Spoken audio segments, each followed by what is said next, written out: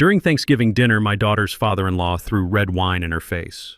Her husband, my own son-in-law, laughed and said, "Thanks, Dad. Maybe that will teach her some respect." I felt my hands grip the chair until the wood groaned under my fingers. The entire room went silent, waiting for the poor old black man in the cheap suit to lower his head and accept the humiliation. They expected me to beg. They expected me to cry. Instead, I stood up and walked out without saying a word.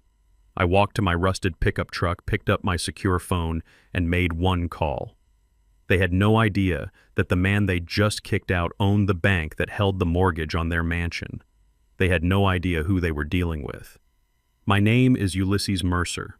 I am 68 years old. To the world, I am just a retired factory worker living on a pension, driving a truck that has seen better days. I wear suits that are out of style, and I live in a small cabin in the woods. But that is a mask, a carefully crafted disguise I have worn since my wife Esther passed away. In my past life, I was a fixer for multinational corporations. I cleaned up messes that governments did not want to touch. I accumulated wealth that these people could not even dream of. But I promised Esther I would live a quiet life. I promised her I would put down the sword. Tonight, however, the Pembroke family forced me to pick it back up. Before I continue this story, please let me know where you are watching from in the comments below. Hit like and subscribe if you have ever had to stand up to family members who mistook your kindness for weakness. The air inside the Pembroke estate was stifling. It was not the heat from the fireplace, it was the weight of judgment. This was the first Thanksgiving since my daughter Gabrielle married Bryce Pembroke. I had been against the marriage from the start, but I loved my daughter, so I kept my mouth shut. The Pembroke family is what they call old money in this town. They have a crest on their gate, they have portraits of ancestors on the walls who probably owned people who looked like me. And tonight, they made sure I knew my place. I sat at the far end of the long mahogany table. I was the only black face in a sea of pale skin and expensive pearls. I could hear the whispers. They did not even try to hide them. Bryce's aunt, a woman with too much makeup and too little kindness, leaned over to her neighbor and whispered loud enough for me to hear. "Look at his suit. It smells like mothballs. Does he not have anything better to wear for a formal dinner?" I ignored her. I focused on my plate. I had learned a long time ago that lions do not concern themselves with the opinions of sheep. But it was hard to ignore the way they looked at Gabrielle, my daughter. My beautiful, brilliant Gabrielle, who had graduated top of her class, who ran a non-profit organization. In this house, she was nothing but a servant. Leland Pembroke sat at the head of the table. He was a man of 65 with silver hair and a smile that never reached his eyes. He held the carving knife like a weapon. He looked down the table at the turkey Gabrielle had spent 6 hours roasting. She had used Esther's secret recipe. The smell of sage and butter filled the room, but on Leland's face, there was only disgust. So Leland said, his voice booming across the crystal glassware, "This is what you people call a turkey." Gabrielle smiled nervously. Her hands were trembling slightly as she adjusted her napkin. "Yes, Leland, it is a heritage breed. I brined it for 24 hours, just like my mother used to." Leland poked the meat with his fork. He did not take a bite. He just poked it like it was roadkill. "It looks dry." "And what is this stuffing? It looks like mush. Did you buy the bread at a discount store?" The table erupted in polite snickers. Bryce, who was sitting next to his father, swirled his wine glass and chuckled. "Come on, Dad, give her a break. You know Gabrielle likes to save money. Old habits die hard, right, honey?" He looked at Gabrielle with a smirk. He was mocking her upbringing. He was mocking the life I had given her. I felt a muscle in my jaw jump. I looked at Bryce. This was the man who had promised to protect her, and here he was joining in the stone throwing. Gabrielle's face flushed. She tried to maintain her dignity. "Bryce, please. I bought the ingredients at Whole Foods. It is a traditional recipe." "Traditional," Leland sneered. "Traditional for whom?" "For people who eat with their hands. In this house, Gabrielle, we have standards. We do not eat peasant food." That was the line. He did not say the racial slur, but it hung in the air, heavy and ugly. Peasant. He meant us. He meant me. Gabrielle put her fork down. The sound of metal hitting china was sharp. "Leland, that is unfair.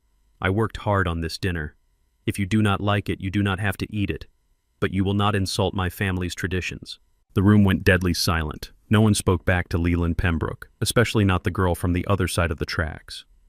Leland's face turned a deep shade of red. He stood up slowly. He picked up his glass of expensive vintage Cabernet. He looked at the wine, then he looked at my daughter. "You think you have the right to speak back to me in my own house," he said, his voice dangerously low.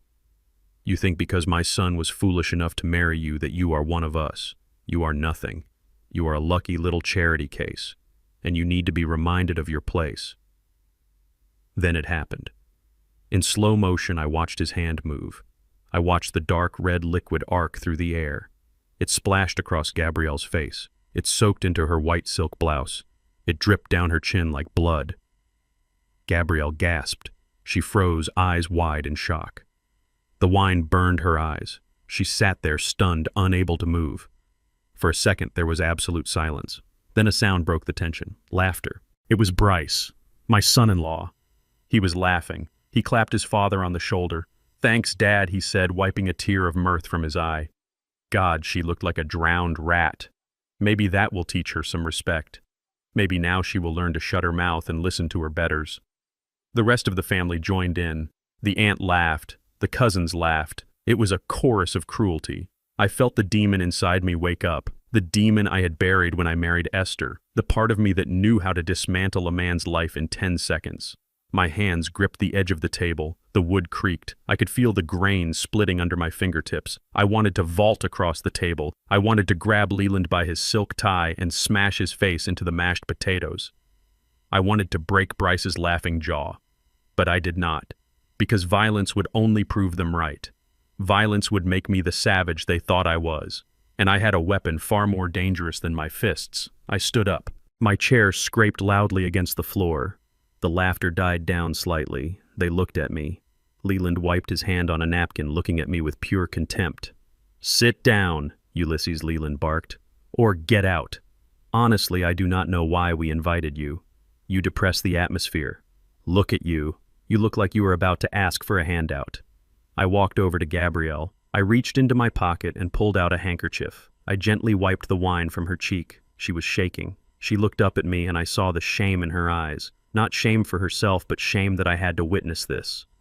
"Come on, baby girl," I said, my voice steady. "We are leaving." Gabrielle started to stand, but Bryce grabbed her arm. "She is not going anywhere," he hissed. "She has to clean up this mess. Look at the tablecloth. That is imported linen. She is going to wash it by hand before she sleeps." I looked at Bryce's hand on my daughter's arm. I looked him dead in the eye. "Let her go, Bryce." Bryce laughed again, but this time it was nervous. "Or what, old man?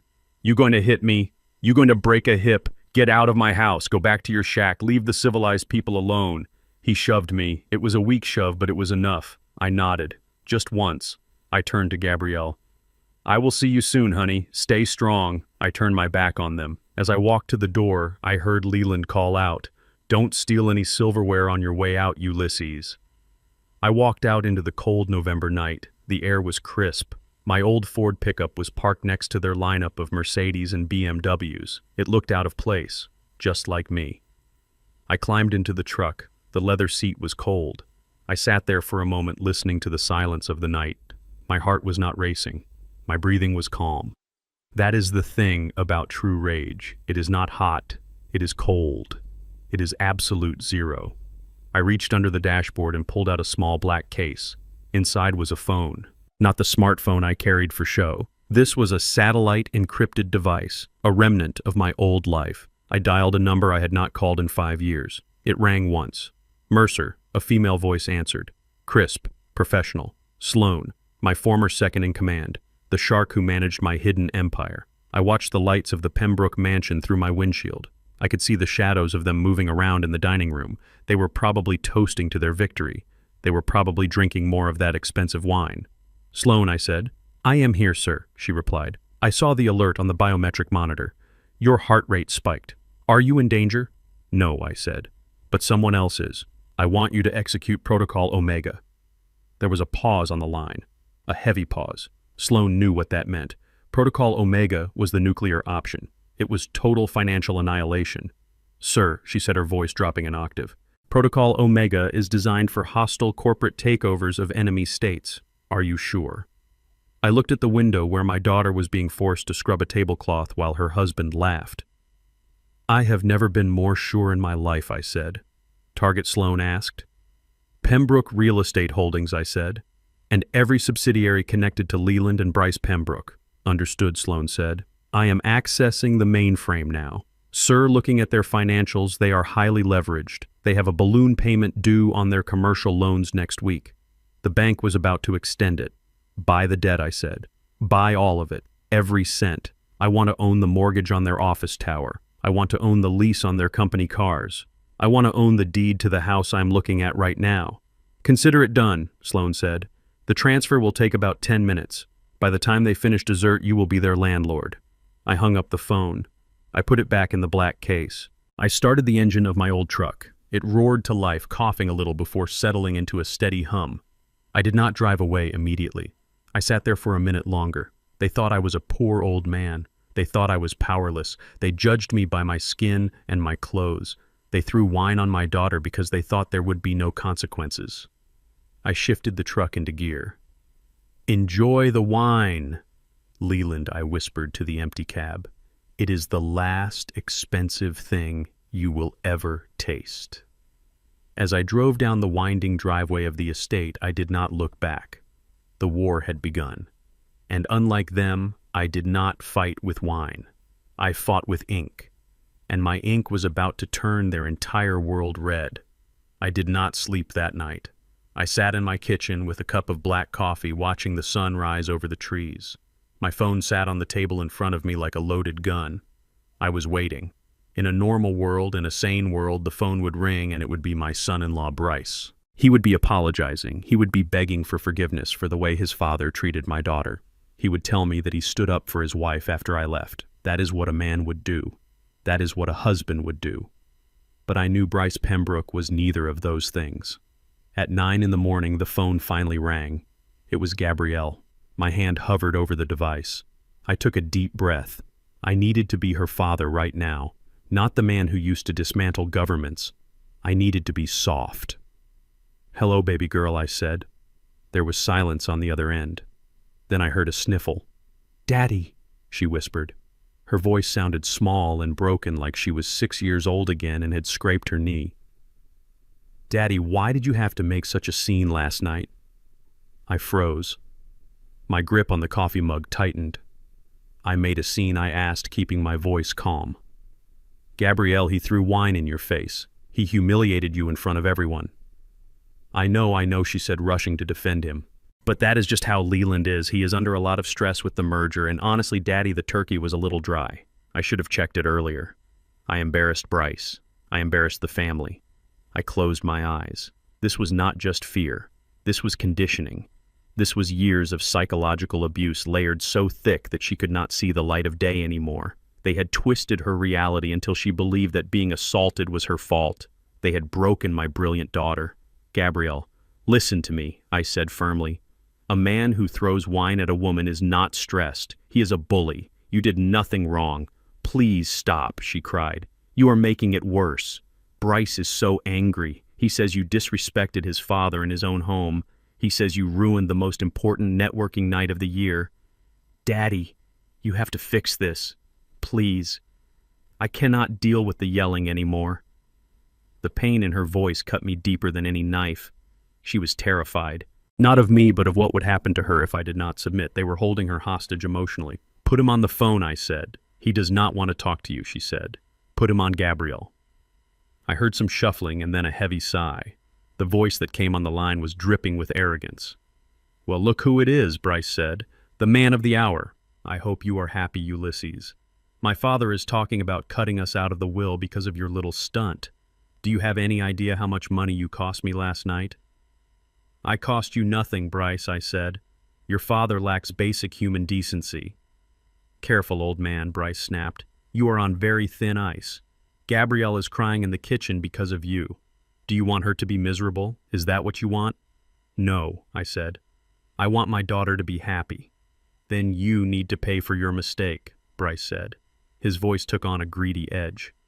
"My father is furious, but I think I can talk him down. I can convince him to invite you back for Christmas. I can convince him to forgive Gabrielle, but it is going to require a gesture, a significant gesture of apology." I stared out the window at the dense forest surrounding my cabin. I knew exactly where this was going. What do you want, Bryce? I asked. That plot of land you have, Bryce said quickly. The one by the lake. The 20 acres you bought years ago when land was cheap. I knew the land he was talking about. It was prime real estate now. Developers had been circling it for years. It was worth at least $2 million. I had bought it with the intention of building a house for Gabrielle one day. What about it? I asked. Transfer it to me, Bryce said. Sign it over to Pembroke Real Estate. We can use it to develop a new golf course extension. If you give us that land, my father will see that you are truly sorry. He will see that you understand the value of family legacy. It is the only way, Ulysses. You want me to give you a $2 million property because your father threw wine at my daughter? I asked. Don't be dramatic. Bryce laughed. It is just dirt to you. You live in a shack. What do you need 20 acres for? Besides, think of it as an investment in your daughter's future. If you do not do this, my father is going to cut us off completely. And if we are poor, Gabrielle suffers. Do you want that on your conscience? Then came the threat, the real leverage. And Ulysses Bryce added, his voice dropping low. If you do not fix this, do not expect to see us at Christmas. Do not expect to see us at all. I will not have toxic people around my family. If you do not sign that land over, you are dead to us. Dead to us. The words hung in the air. He was threatening to erase me from my daughter's life unless I paid him a ransom. He was selling me access to my own child. I felt the cold rage returning. It settled in my chest like a block of ice. In my past life, men had tried to blackmail me before, men much scarier than Bryce Pembroke. Those men usually ended up disappearing into the night. But I could not make Bryce disappear. Not yet. I needed him to believe he had won. I needed him to believe I was weak. I let my breath hitch. I made my voice tremble. I forced myself to sound like a beaten old man. Please, Bryce, I stammered. Do not do that. Gabrielle is all I have. Then do the right thing, Bryce said, sensing blood in the water. Sign the papers. I will, I said. I will do it. Just please do not keep her away from me. That land is my retirement, but if it means saving her marriage, I will give it to you. Good, Bryce said. I knew you would be reasonable eventually. Come to my father's office at noon. Bring the deed.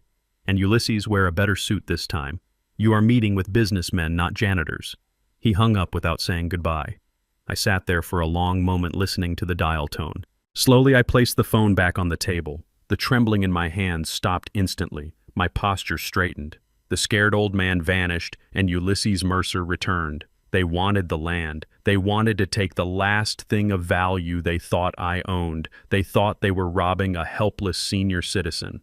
I stood up and walked to the bedroom. I pushed aside the heavy oak dresser, revealing a wall safe. I spun the dial. Right, left, right. The heavy steel door clicked open. Inside were stacks of cash, gold coins, and documents. I pulled out the deed to the lakefront property. I looked at it. It was a legitimate deed. But I also pulled out another file, a file labeled Pembroke Debt Acquisition. I sat at my desk and pulled out a fresh sheet of legal paper. I began to draft a document. To the untrained eye, it would look exactly like a standard property transfer. It would have all the legal jargon. It would have the watermarks. But the clauses in the fine print were very specific. I was not just going to give them the land, I was going to give them a Trojan horse. I picked up my secure phone and dialed Sloan again. Mercer, she answered on the first ring. I need a notary, I said. One of ours. I am going into the Lion's Den at noon. Is the acquisition complete? She asked. Yes, I said. We own their debt. Now I'm going to give them the rope to hang themselves. They demanded the lakefront property as a peace offering. They are trying to extort you, she said. Her voice was cold. Yes, I said. And I am going to let them. I am going to sign it over. Sir, that land is worth millions. It is worth more than money today, I said. It is the bait. I want you to prepare the secondary filings. When I sign this transfer, I want it to trigger the acceleration clause on their business loans. They think they are getting an asset, but they are actually triggering a default on their main line of credit because of the conflict of interest clause hidden in their own company bylaws. You want to use their own greed to breach their contract with the bank, Sloan asked. Exactly, I said. By accepting a personal gift of this value from a known creditor, which I am now, they violate their fiduciary duty. The moment they countersign this deed, they bankrupt themselves. Sloan let out a rare, low laugh. That is diabolical, sir.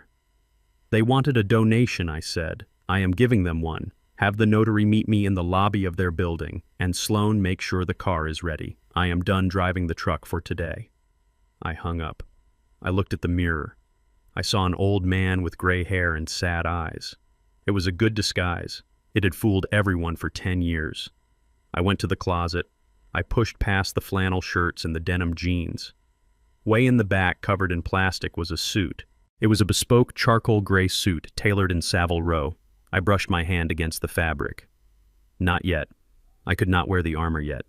I grabbed a worn-out beige jacket instead, one with a fraying cuff. I needed to look pathetic. I needed them to gloat. I needed them to feel so superior that they would not bother to read the fine print. I walked out of the cabin. The air was still cold. I climbed into my truck. I drove toward the city, toward the glass tower that had Pembroke written on the top in gold letters. They were waiting for a victim. They were waiting for a broken father who would give up everything for a scrap of affection. They were going to get exactly what they asked for, and it was going to destroy them.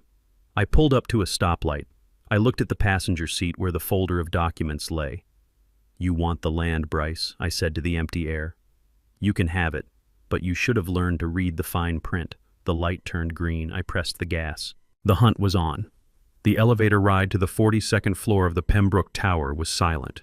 The mirrored walls reflected a tired old man in a cheap jacket holding a manila folder against his chest. I looked at myself, and for a second, I almost believed the lie. I looked defeated. I looked like a man who had lost the war before the first shot was fired. But then I looked closer at my eyes. The fire was still there, burning cold and steady. I stepped out into the lobby.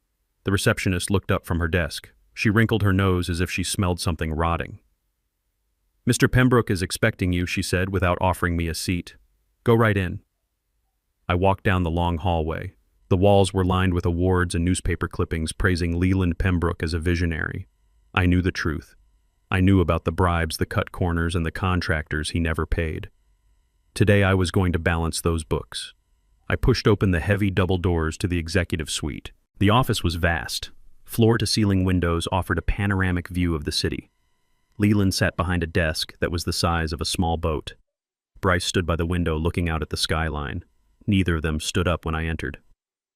"You are late," Leland said, not looking up from his computer screen.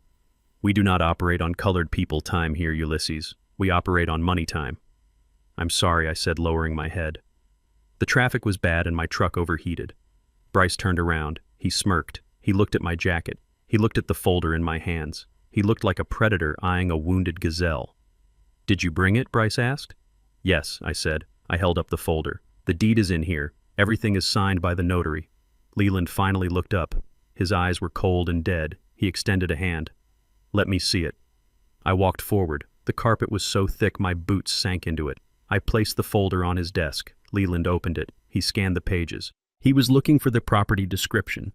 He was looking for the acreage. He was looking for the dollar signs. He was not looking for the transfer clauses. He was not looking for the trap. "It seems to be in order," Leland grunted. He closed the folder. "But there is one thing missing." He reached into his desk drawer and pulled out a separate document, a single sheet of paper. "This is a liability waiver," Leland said. "It states that you are giving this gift of your own free will and that you will not seek any future compensation or contact with the Pembroke family. It also states that you acknowledge that your daughter is a member of this family by marriage only and that you have no rights to visit this property ever again." My heart hammered against my ribs. They were trying to ban me from the land I bought for my daughter. They were trying to erase me completely. "I cannot sign that," I whispered. "I just want to see my grandchildren if they ever come." "Sign it or get out," Bryce snapped.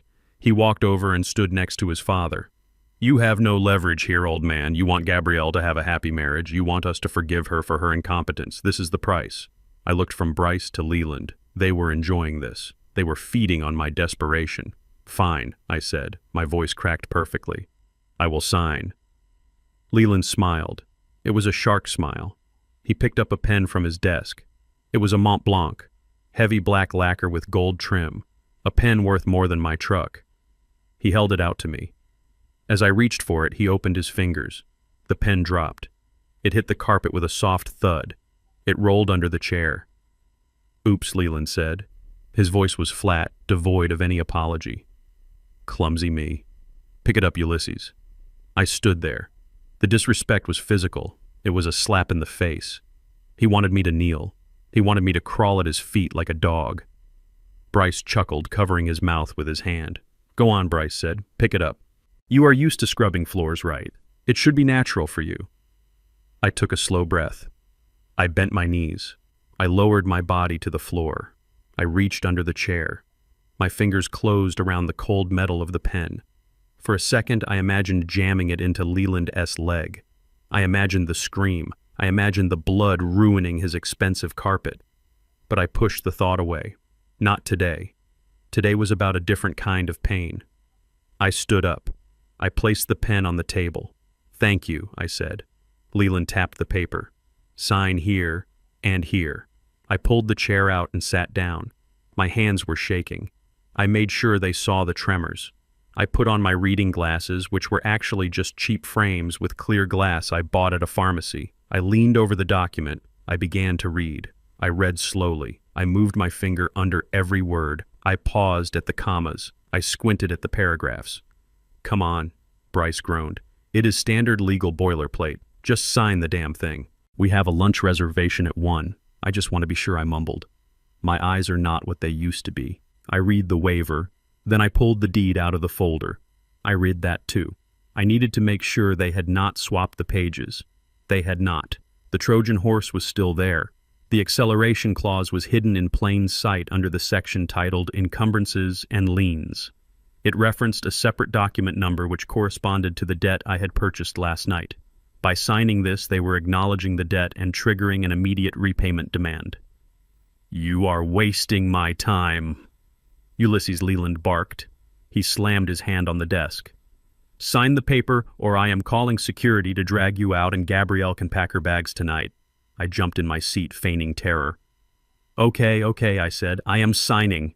I gripped the pen. I am a right-handed man. I have been right-handed for 68 years. I pitched baseball with my right hand. I fired rifles with my right hand. I held my wife's hand with my right hand. But today, my right hand rested on the table. I took the pen in my left hand. My grip was awkward. The pen felt foreign. I touched the tip to the paper. I let my hand shake violently. The ink bled into the paper, forming a jagged, messy line. Ulysses Mercer. The signature looked like the scrawl of a child or a man suffering from severe dementia. It was illegible, it was pathetic, and legally it was contestable. If they ever tried to enforce this waiver in court, my lawyers would argue that I was under duress and that the signature did not match my official records. But the deed, the transfer of the land, that was different. That signature triggered the bank's algorithm automatically. I signed the deed with the same shaky left hand. There, I said, putting the pen down. It is done. Leland snatched the papers away. He inspected them. He did not notice the wrong hand. He only saw the victory. He only saw the free land. Finally, Leland said. He waved his hand at me as if swatting a fly. Now get out. The air in here is getting stale. What about Christmas, I asked. Can I come to Christmas? We will see, Bryce said, ushering me toward the door. Do not hold your breath. We will let Gabrielle know if we have a spot for you in the garage. They laughed. Both of them. A loud, hearty laugh of men who thought they were gods. I walked to the door. I did not look back. I did not say goodbye. I stepped out into the hallway. The heavy doors clicked shut behind me, sealing the sound of their laughter inside. I walked past the receptionist. She did not look up. I pressed the elevator button. The arrow above the door lit up. 3, 2, 1. Ding. The elevator doors opened. But before I could step inside, the silence of the hallway was shattered. It started with a phone ringing. Then another. Then a scream. It came from the executive suite. It was the shrill, panicked voice of Leland's executive secretary, a woman named Martha who had been with the company for 20 years. Mr. Pembroke, she screamed. Mr. Pembroke, stop the meeting. I paused. I let my hand hover over the elevator sensor to keep the doors open. I wanted to hear this. The double doors I had just exited flew open. Martha ran down the hallway clutching a tablet. Her face was pale. She looked like she had seen a ghost. She burst into the office. I could hear her voice clearly through the open door. Sir, the accounts, she yelled. The operating accounts, they are frozen. All of them. "What are you talking about?" I heard Leland bellow. "Call the bank. It must be a glitch." "I did call them," Martha cried. "I called 3 branches. They said the accounts have been flagged for immediate liquidation. They said the primary creditor has called in the loans." "What creditor?" Leland shouted. "We are with First National. We have a standing line of credit." "Not anymore," Martha sobbed. "The debt was sold. It was sold last night to a private equity firm. And sir, they just registered a new asset transfer. The deed you just signed. It triggered a cross-default provision." "What?" Bryce yelled. His voice was cracking. "What does that mean?" "It means the entire loan is due," Martha screamed. "Now. Right now. $200 million. They are seizing the assets. They are seizing the payroll. They are seizing everything." I heard the sound of glass shattering. Someone had thrown a glass against the wall. "Who?" I heard Leland roar. "Who is the creditor? Who bought the debt?" I leaned against the elevator wall. I checked my watch. It was 12:15. Sloan was efficient. I did not wait to hear the answer. I knew the answer. I stepped into the elevator. The doors slid shut, cutting off the sound of their panic. As the elevator descended, I reached into my pocket. I pulled out my reading glasses and crushed them in my hand. I dropped the pieces into the trash can in the corner of the elevator. I took out a silk handkerchief from my inner pocket and wiped my left hand. It felt cramped from the awkward grip. I flexed my fingers. The descent was smooth. The music in the elevator was a soft jazz tune. It was calming. By the time I reached the lobby, the smile on my face was gone. But inside, I was laughing. I walked out of the building. The sun was shining. I pulled out my phone. A text message from Sloan was waiting on the screen. It read simply, "Target acquired. Power cut scheduled for 1800 hours." I typed back a single word. "Proceed." I walked to my truck. I had a long drive back to the cabin. And I needed to stop at the store. I needed to buy some candles. Gabrielle was going to need them when she came crying to me tonight. And this time I would be ready to dry her tears not with a handkerchief but with the truth. The trap was sprung, the rats were caught, and the extermination had just begun. I drove back to my cabin in silence, but my mind was loud. I could not hear the chaos happening inside the Pembroke offices, but I could feel it. I knew exactly how the algorithm worked. I had designed it myself years ago to destroy competitors who played dirty. It was a domino effect. First the primary loan is called, then the secondary creditors get alerted, then the vendors, then the credit card companies. It moves faster than a virus. By 2 in the afternoon, I was sitting in my favorite armchair. On the table in front of me was a tablet. The screen was split into 4 views. I was not watching television. I was watching the internal security feed of the Pembroke real estate headquarters and the living room of my daughter's house. I had installed these cameras years ago when I helped them with their renovation. Bryce thought I was just being a helpful father-in-law who was good with tools. He never asked why the smoke detectors had such large lenses. I watched the office feed first. It was a masterpiece of destruction. Leland was pacing around his office like a caged animal. His tie was undone. His face was a map of panic. He was shouting into a phone that I knew was dead. "Fix it," he screamed at the receiver. "I do not care what the computer says. I am Leland Pembroke. I have banked with you for 30 years. He slammed the phone down. It bounced off the cradle and fell to the floor. Bryce was sitting on the leather sofa, his head in his hands. He looked small. He looked like a boy who had lost his mother at the supermarket. "It is over, Dad," Bryce said. His voice was muffled through the hidden microphone. "I just tried to use the corporate card to order lunch. Declined. I tried to use my personal card. Declined. They froze everything. Even the petty cash account is locked." "Shut up," Leland roared. He turned on his son. "This is your fault. You and that stupid wife of yours. If you had just managed her better, if you had just kept that old man happy, none of this would have happened." "My fault." Bryce stood up, his fear turning into anger. "You were the one who threw wine at her. You were the one who demanded the land. I told you it was a trap. I told you the old man was acting strange." "You are weak," Leland spat. "You let a gardener and his daughter ruin us. Get out of my sight. Go fix this. Go sell something. Go beg on the street. I do not care. Just get me some liquidity before the market closes or we are finished." I watched Bryce storm out of the office. He kicked a trash can on his way out, sending papers flying everywhere. The staff outside the glass walls pretended not to see. They were too busy packing their own boxes. They knew a sinking ship when they saw one. I switched the audio off on the office feed. I had seen enough. The rats were eating each other. I maximized the screen for the living room of the mansion. Gabrielle was there. She was on her hands and knees scrubbing the carpet where the wine had fallen the night before. She was humming a soft tune, trying to keep herself calm. She did not know that her husband was coming home and he was bringing a storm with him. I leaned forward. My heart rate began to climb. I wanted to call her. I wanted to tell her to get out. But I knew she would not listen. She would think I was interfering again. She needed to see who Bryce really was. She needed to see the monster without his mask. The front door flew open. Bryce stormed in. He did not wipe his feet. He marched straight into the living room. Gabrielle looked up.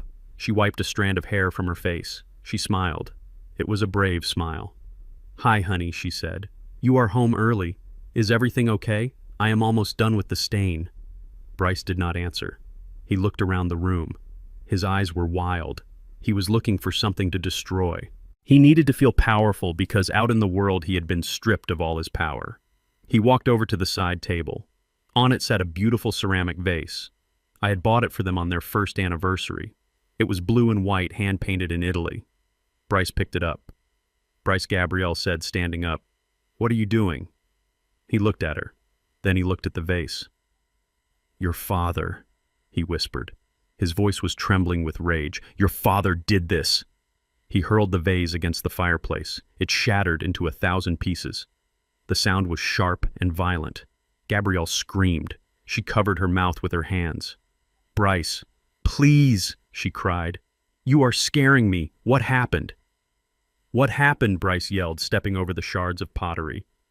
"What happened is that your father is a snake. He tricked us. He bankrupted us. We have nothing, Gabrielle. Nothing. The cards are dead. The accounts are zero. We are going to lose the house. We are going to lose the cars.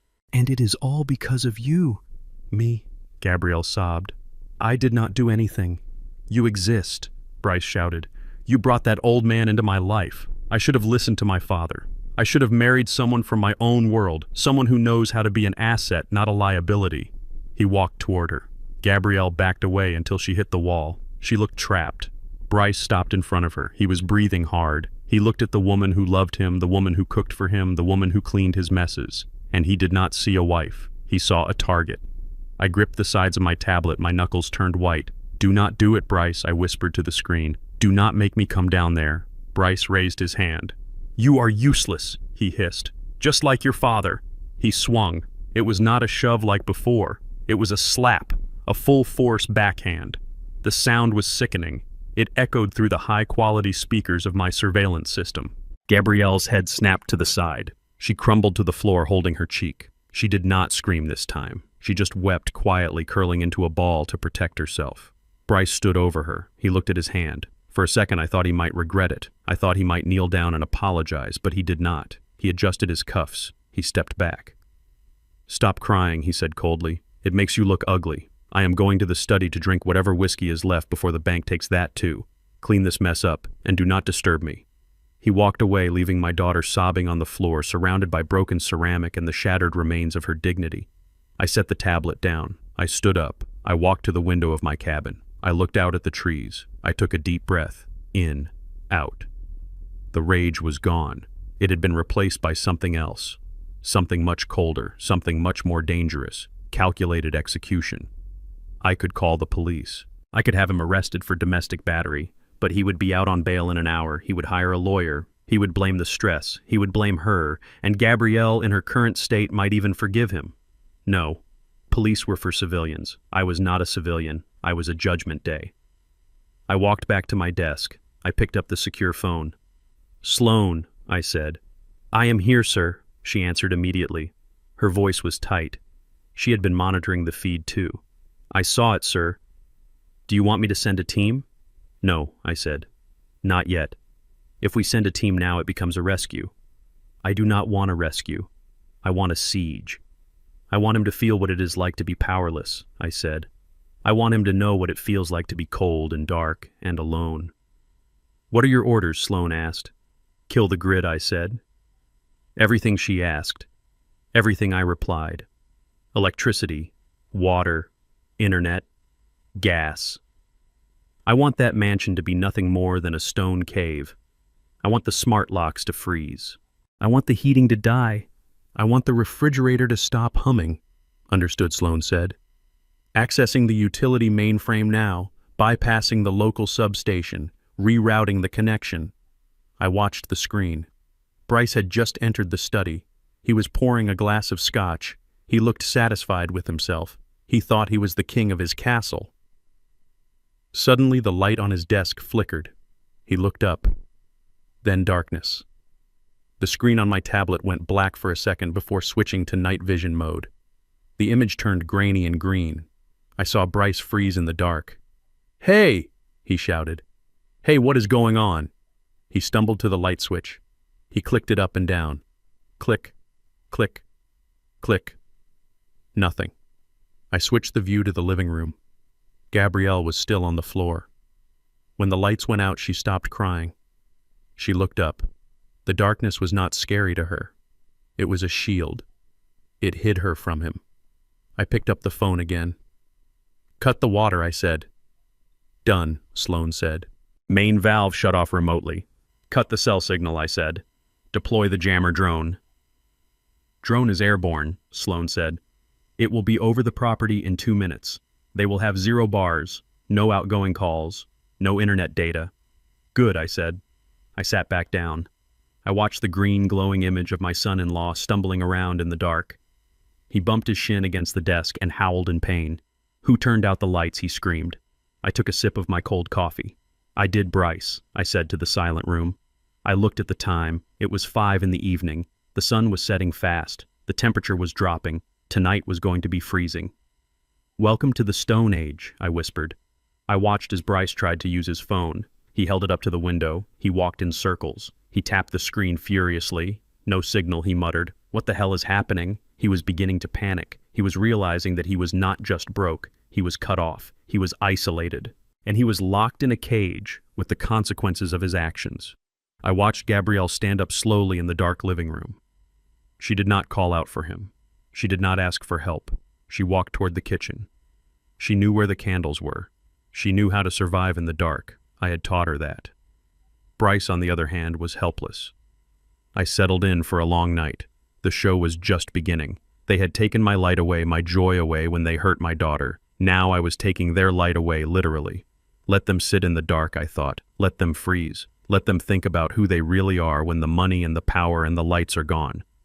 I kept my eyes on the screen. I would not blink. I would not sleep. I was the guardian in the shadows, and tomorrow when the sun came up I would bring the fire. The mansion was silent. It was not the peaceful silence of a library or a church. It was the heavy, suffocating silence of a dead machine. For the first time in its existence, the Pembroke estate was just a pile of brick and mortar. Without electricity, the smart home system was lobotomized. The automated blinds were stuck halfway down. The climate control system, which kept the air at a perfect 72 degrees, was dead. The temperature inside was dropping rapidly, matching the freezing November air outside. I watched it all from my tablet. The night vision cameras showed me a world of expensive shadows. I saw the refrigerator in the gourmet kitchen, the one that cost $10,000 and had a touch screen. It was slowly warming up.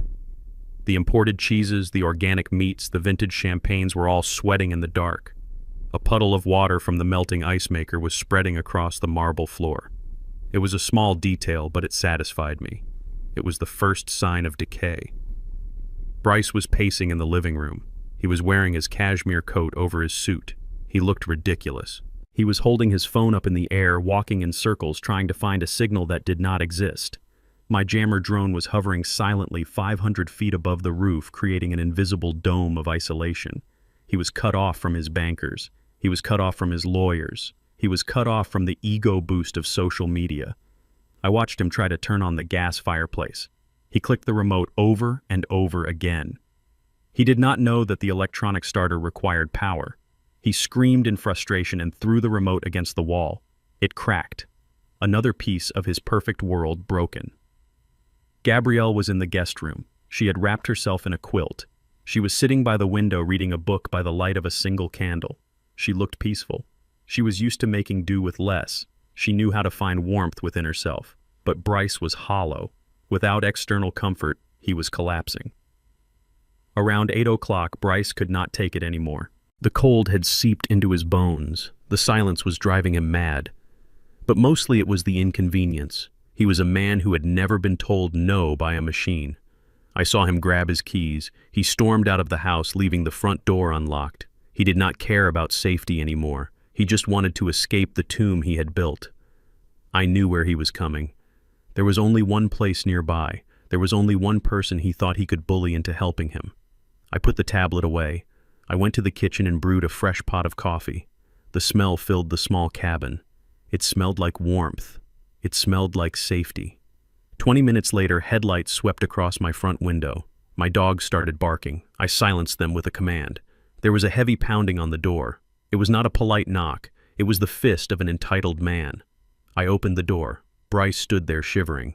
His expensive Italian shoes were covered in mud from my unpaved driveway. His hair was messy. His eyes were bloodshot. He did not say hello. He pushed past me into the cabin. "God, it smells like wet dog in here," he said, wrinkling his nose. He walked straight to the wood stove and held his hands out to the heat. He rubbed them together aggressively. "We lost power," he announced, as if I should care. "The whole estate is dark. Probably a blown transformer. The power company is useless. I cannot get a signal to call them." I closed the door slowly, keeping the cold air out. I leaned against the frame and crossed my arms. "Hello, Bryce," I said. "To what do I owe the pleasure?" Bryce ignored my greeting. He turned his back to the stove and looked around my cabin with disdain. He looked at the simple wooden furniture. He looked at the old books on the shelf. "I need a shower," he said. "The water heater at the house is electric. I cannot take a cold shower. I have a meeting tomorrow morning. I need to look presentable." He started unbuttoning his coat. He threw it onto my rocking chair.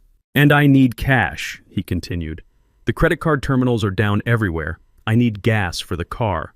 I need to buy some food since the fridge is dead." He looked at me expectantly.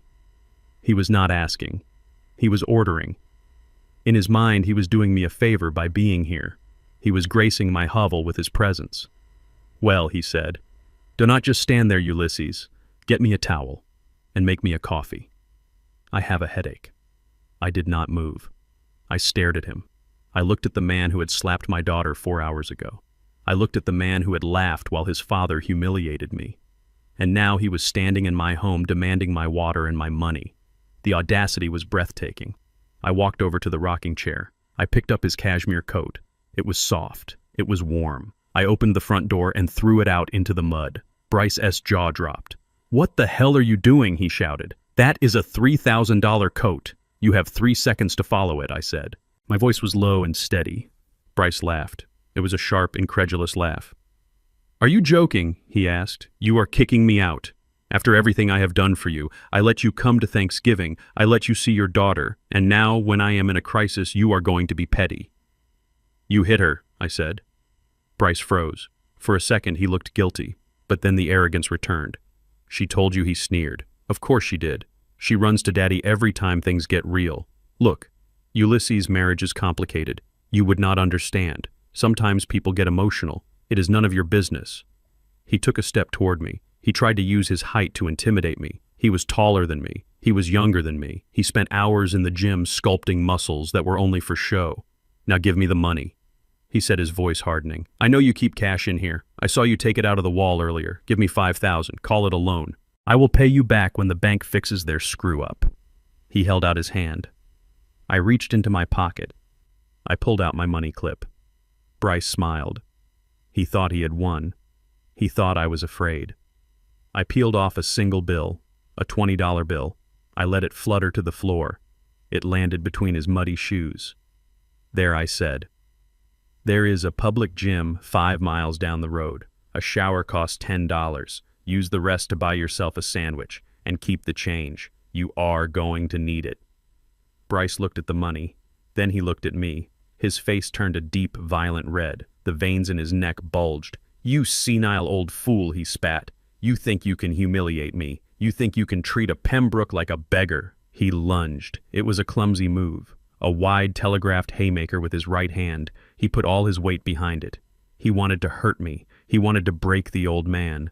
Time seemed to slow down. I did not feel fear. I felt muscle memory. I did not step back. I stepped in, As his fist approached my face, I raised my left forearm, deflecting the blow upward.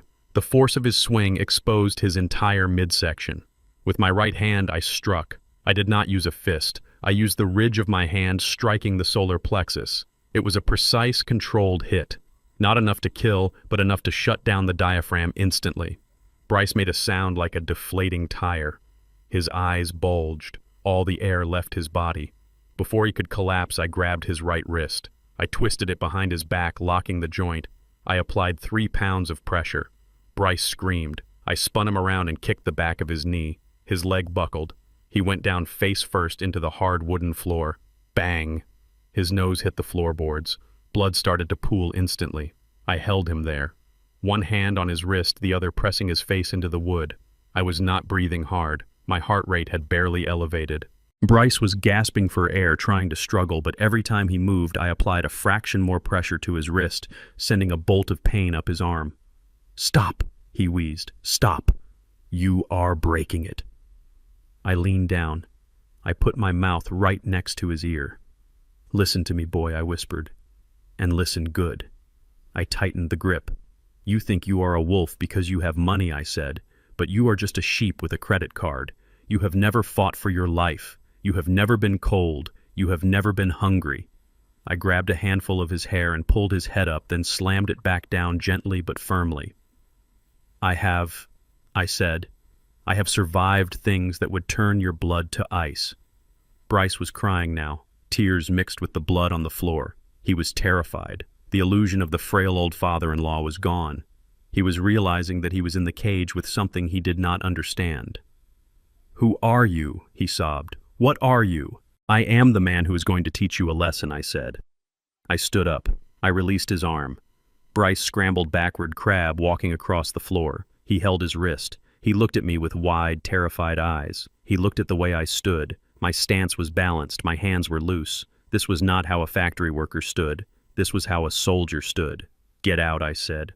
Bryce did not argue. He did not threaten. He scrambled to his feet, slipping on his own blood.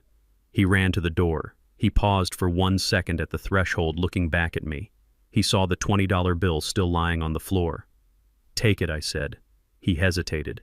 His pride was warring with his desperation, but desperation won. He bent down, snatched the $20 bill, and ran out into the night.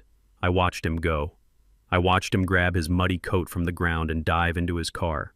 He peeled out of the driveway, his tires spinning in the dirt. I closed the door. I locked it. I went to the kitchen sink and washed my hands. I scrubbed them thoroughly. I did not want his weakness on me. I walked back to the living room. I looked at the spot of blood on the floor. I would clean it later. I picked up the tablet. I switched the camera back to the mansion. Bryce would be returning to a cold, dark house. He would be returning with a broken nose and a bruised ego. He would try to explain to Gabrielle what happened, but he would never admit that an old man beat him.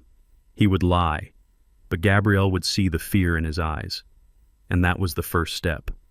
I sat back down in my chair. I took a sip of coffee. It was still warm. The physical war was over. I had won the skirmish, but the psychological war was just beginning. Tomorrow I would take everything else. Tomorrow I would strip the skin off the Pembroke legacy until there was nothing left but bone. I looked at the camera feed of Gabrielle sleeping by the window. "Sleep well, baby girl," I whispered. "Daddy is awake, and the monsters are scared."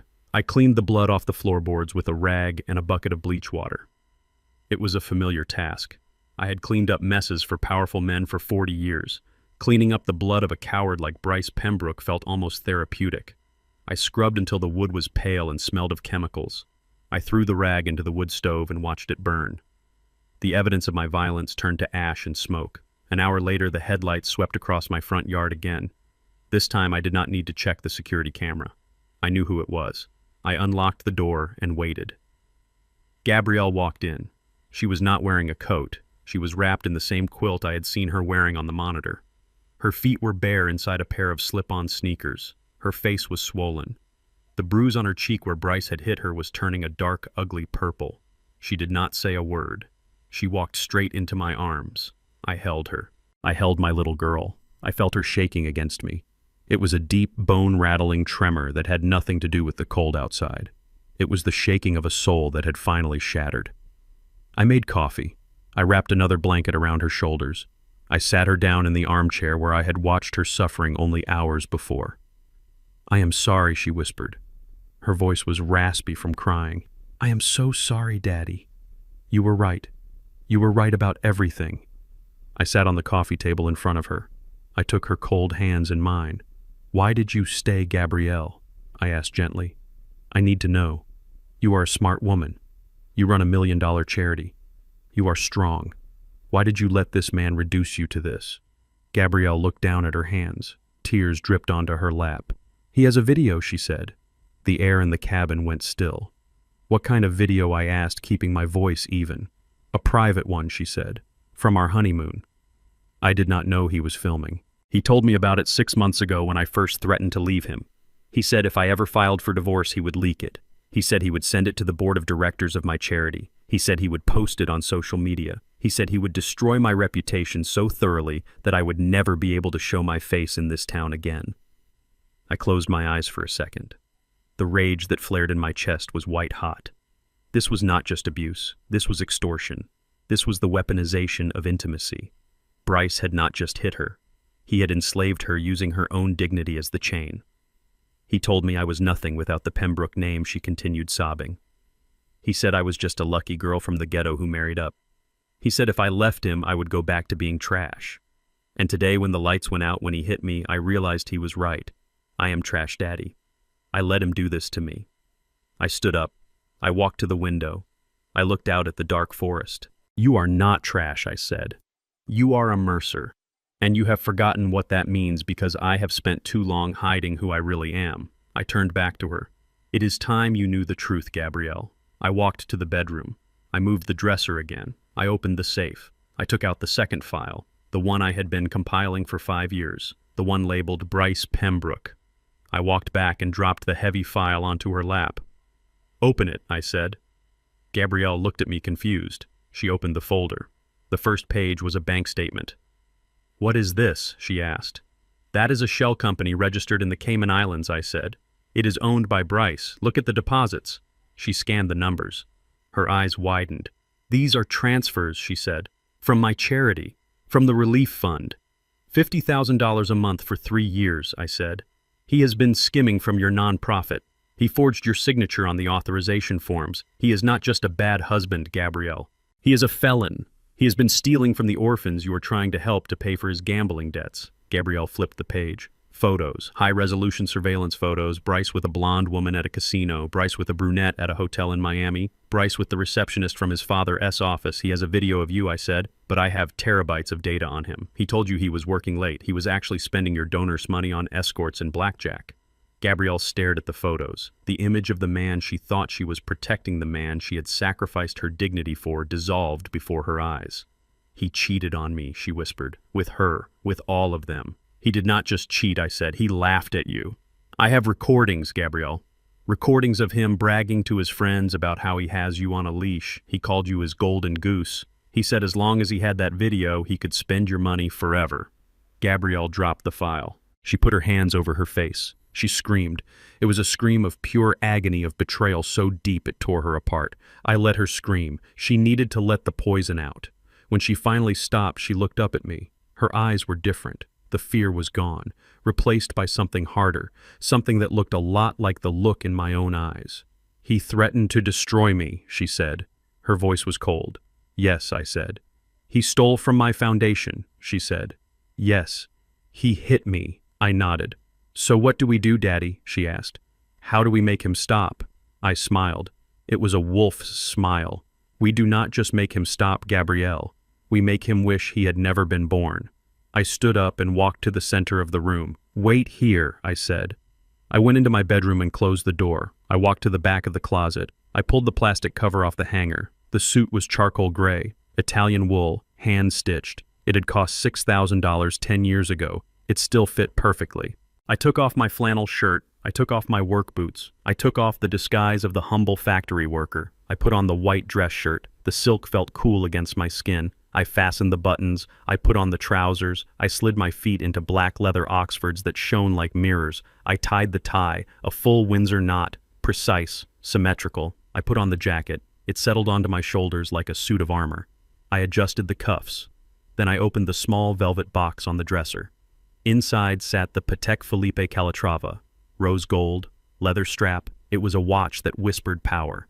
I strapped it onto my left wrist, covering the faint scar from an old knife fight. I looked in the mirror. Ulysses the gardener was gone. Ulysses the victim was gone.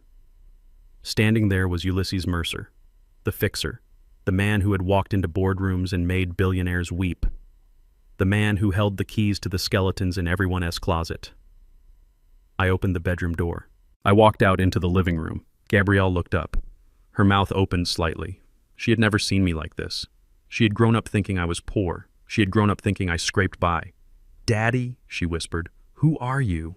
I walked over to her. My footsteps sounded different, heavy, authoritative. "I am the man who is going to burn their world down," I said. I reached out a hand. "Stand up, Gabrielle." She took my hand. She stood up. She looked at my suit. She looked at the watch. She looked at my face. And for the first time in years, she looked safe. "Dry your tears," I said. "The time for crying is over. Tonight we do not mourn. Tonight we hunt." I picked up the file from her lap. "Do you still want to save your marriage?" I asked, testing her. Gabrielle looked at the photo of Bryce kissing another woman. She looked at the bank statement showing the stolen money. "No," she said. "I want to bury it." "Good," I said. I walked to the door and opened it. The cold night air rushed in, but this time it felt invigorating. "Come with me," I said. "We have a meeting to attend." "But it is midnight," she said. "Who are we meeting?" I pulled my phone out. I dialed a number.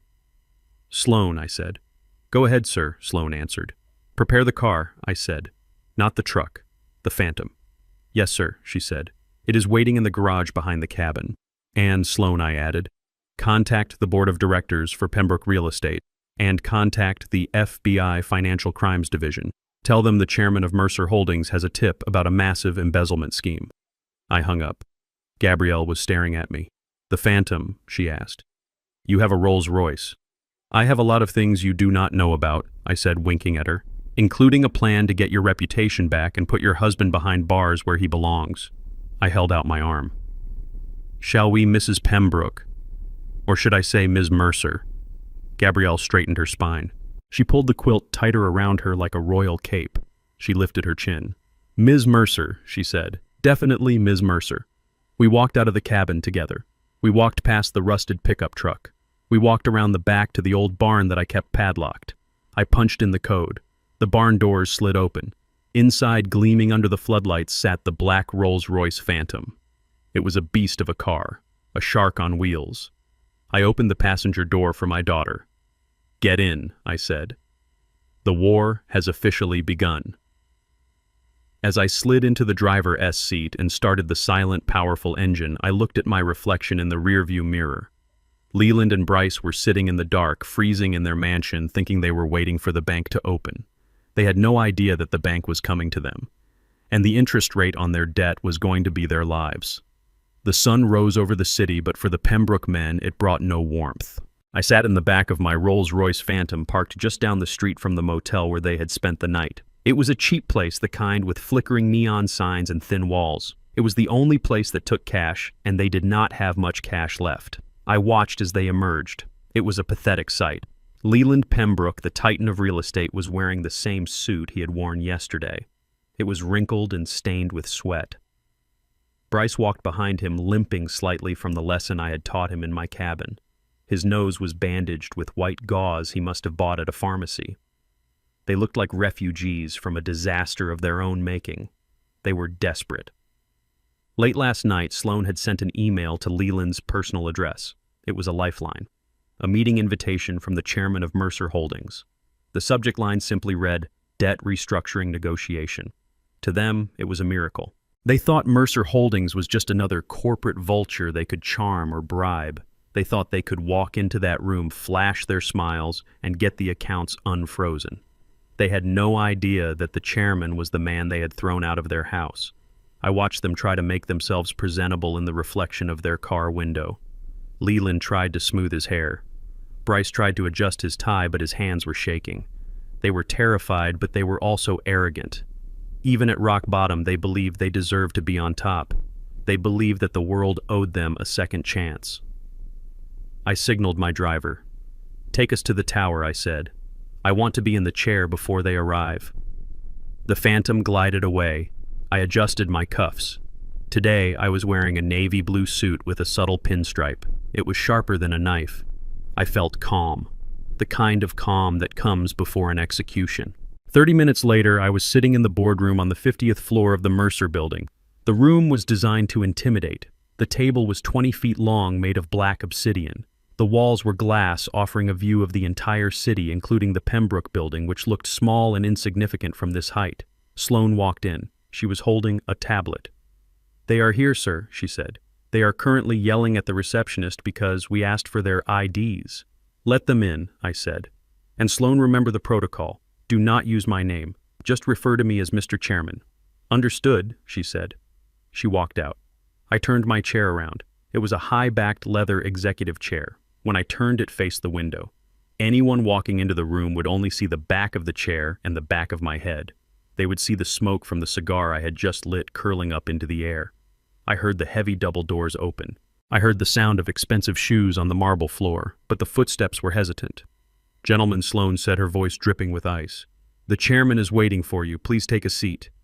I heard the sound of chairs being pulled out. I did not turn around. I stared out at the city. I took a slow drag of the cigar.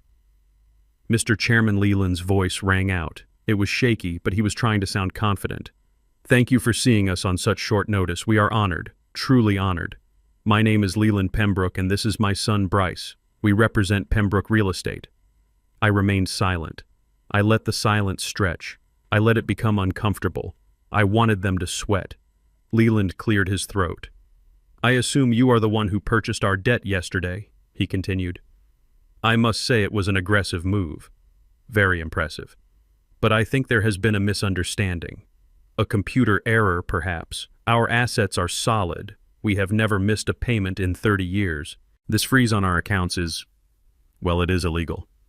But we are willing to overlook it. We are willing to work with you." Still, I said nothing. I just tapped the ash from my cigar into the crystal ashtray. Bryce spoke up next. His voice sounded nasal because of his broken nose. "Look, sir," he said, "we know how this game works. You want a piece of the action. We can give you equity. We can give you a seat on the board. Just unlock the accounts. We have a liquidity crisis that needs to be solved by noon. If you help us, we can make you very rich." I almost laughed. They were offering to make me rich. Me. The man who owned the building they were sitting in. I decided it was time. I spoke to the window. My voice was deep and distorted slightly by the acoustics of the glass. "You say there has been a mistake, Leland," I said. Leland gasped. He seemed to recognize something in the voice, but he could not place it. It was out of context. "Yes, sir," he stammered. "A huge mistake. We are a respectable family. We are pillars of the community." "Pillars," I repeated. "Is that what you call men who throw wine at women?" The silence behind me was sudden and absolute. It was the sound of air leaving a room. I could hear Bryce's breath hitch. "Excuse me," Leland whispered. "I do not understand." I took one last drag of the cigar. I crushed it out in the ashtray. "You said you are willing to work with me," I said. "You said you want to offer me a seat on the board." "Yes," Leland said. His voice was trembling now. "Anything. Anything you want." I stood up. I gripped the back of the leather chair. "What I want," I said loudly, "is for you to learn some respect." I spun the chair. I turned around slowly to face them. The look on their faces was worth every penny of the $200 million I had spent to buy their debt. Leland's mouth fell open. His eyes bulged out of his head. He looked like he was having a stroke. He gripped the edge of the obsidian table so hard his fingernails turned white. Bryce made a choking sound. He fell back in his chair, nearly tipping it over. He raised his hands to his face as if to protect himself from another hit. Ulysses, Leland whispered. It was barely a sound. It was a prayer of disbelief. "Hello, Leland," I said. "Hello, Bryce." "No," Leland stammered. "No. This is not possible. You are the gardener. You are the factory worker. You drive a rusted truck." I walked around the table. I moved with purpose. I stood in front of them, towering over them in my Italian suit, my Patek Philippe catching the light. I am a retired factory worker, I said. That is true. But I retired because I had made enough money to buy and sell men like you 10 times over. You own Mercer Holdings, Bryce squeaked. I am Mercer Holdings, I said. It is my middle name. Did you never ask Gabrielle what her middle name was? Did you never ask about her history? No, because you were too busy looking down on her. Leland stood up. His legs were shaking so bad he had to lean on the table. This is a trick, he shouted. His face was turning purple. You are an actor. Someone hired you. Gabrielle hired you. Where is the real chairman? I want to speak to the real chairman. I looked at Sloan. Sloan, I said, show him the deed. Sloan projected an image onto the large screen on the wall. It was the deed to the lakefront property, the one they had forced me to sign yesterday. Zoom in on the signature, I said. The image zoomed in. It showed the shaky left-handed scrawl. And now zoom in on the acquisition document, I said. The screen changed. It showed the document authorizing the purchase of the Pembroke debt. At the bottom was a signature. Bold, strong, elegant, Ulysses Mercer. And next to it was my fingerprint seal. Leland looked at the screen. Then he looked at me. The denial was fading, replaced by a horror so pure it smelled like ozone. You set us up, he whispered. You planned this. I did not plan anything, Leland, I said.